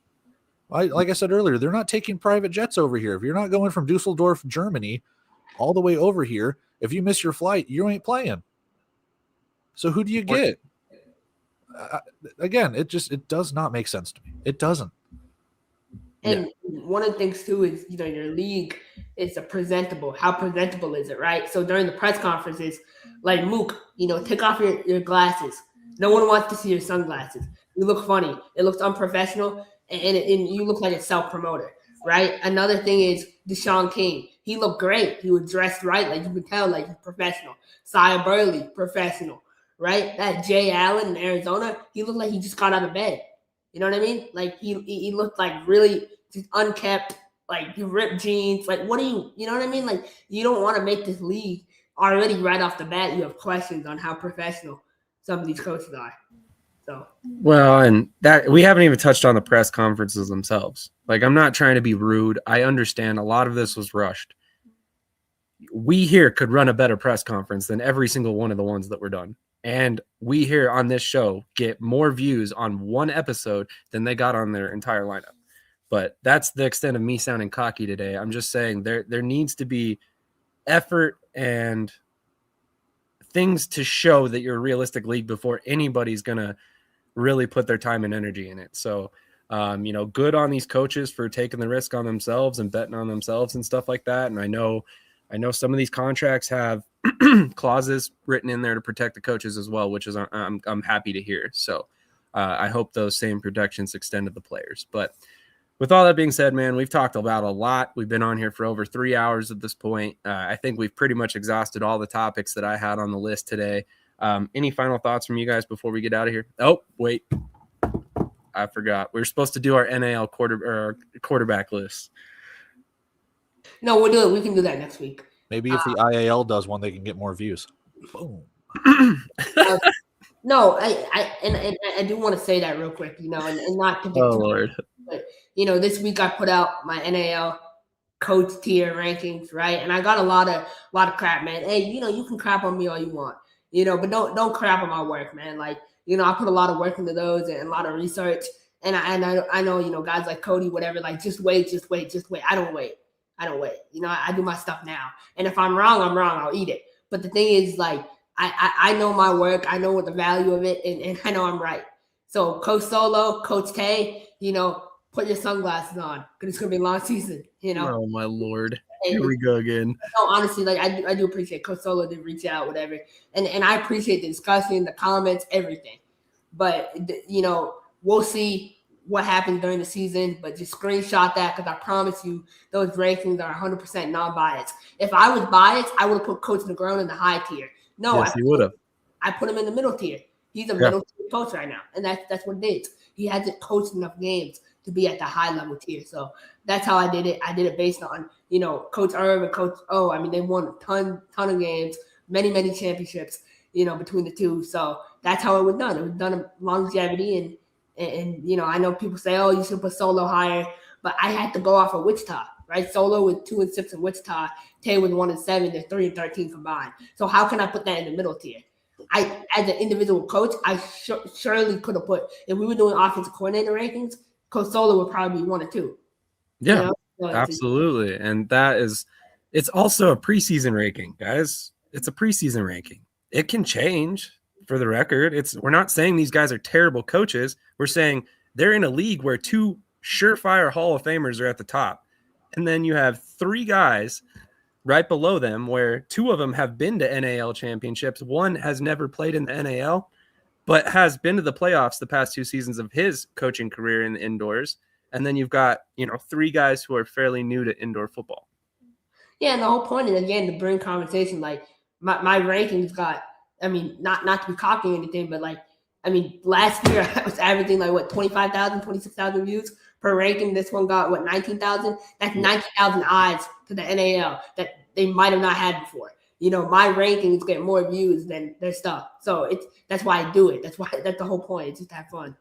Guys, it's to promote conversation. We're not trying to upset anybody. We're not trying to piss anybody off. It's to create conversation. We are a multimedia network. We would like to have engagement and conversation with you guys. So if you think we're wrong, tell us that, but don't take offense to it. It's our opinions. So Cody, it looked like you had something to say in there. I'll just say Krish is not wrong. He's just early. That's how you always combat it. You're not wrong. You're just early. You wait for it to come out. There you go. That's fair. That's fair for sure. So yeah, on that note, I think we've covered everything.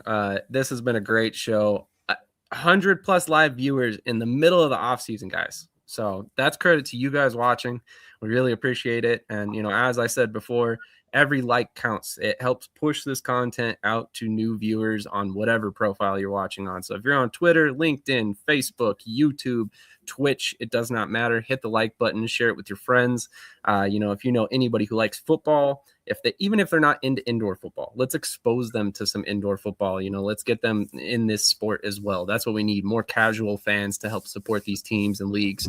But also, shout out to all our partners, whether it's the Wheeling Miners, the Omaha Beef, the Columbus Lions, or any of our other sponsors that have helped make this happen, as well as our partners over the AL and AAL2. They do a lot of things to make this continue running on a yearly basis and to help us, continue to bring great coverage to you. Shout out to Coach Davis, appreciate the merch job. He got me right with a nice hoodie and everything. So I appreciate that. Yeah. Now, if only we could get TJ stuff to him. Hint, hint, shipping. Just kidding. On that note, it's been a great episode. So just one last reminder, go check out the Shady Sports Network merch at brandingblanks.com. We also still have plenty of stickers left if you want to grab one of those.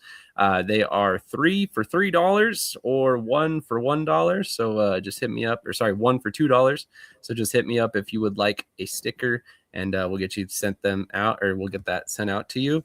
And we will move on and move in and see you guys in the next episode. So catch you guys next Saturday at 8 a.m. Eastern time. If today was your first time watching, we really appreciate you guys joining us, and we'll see you in the next episode.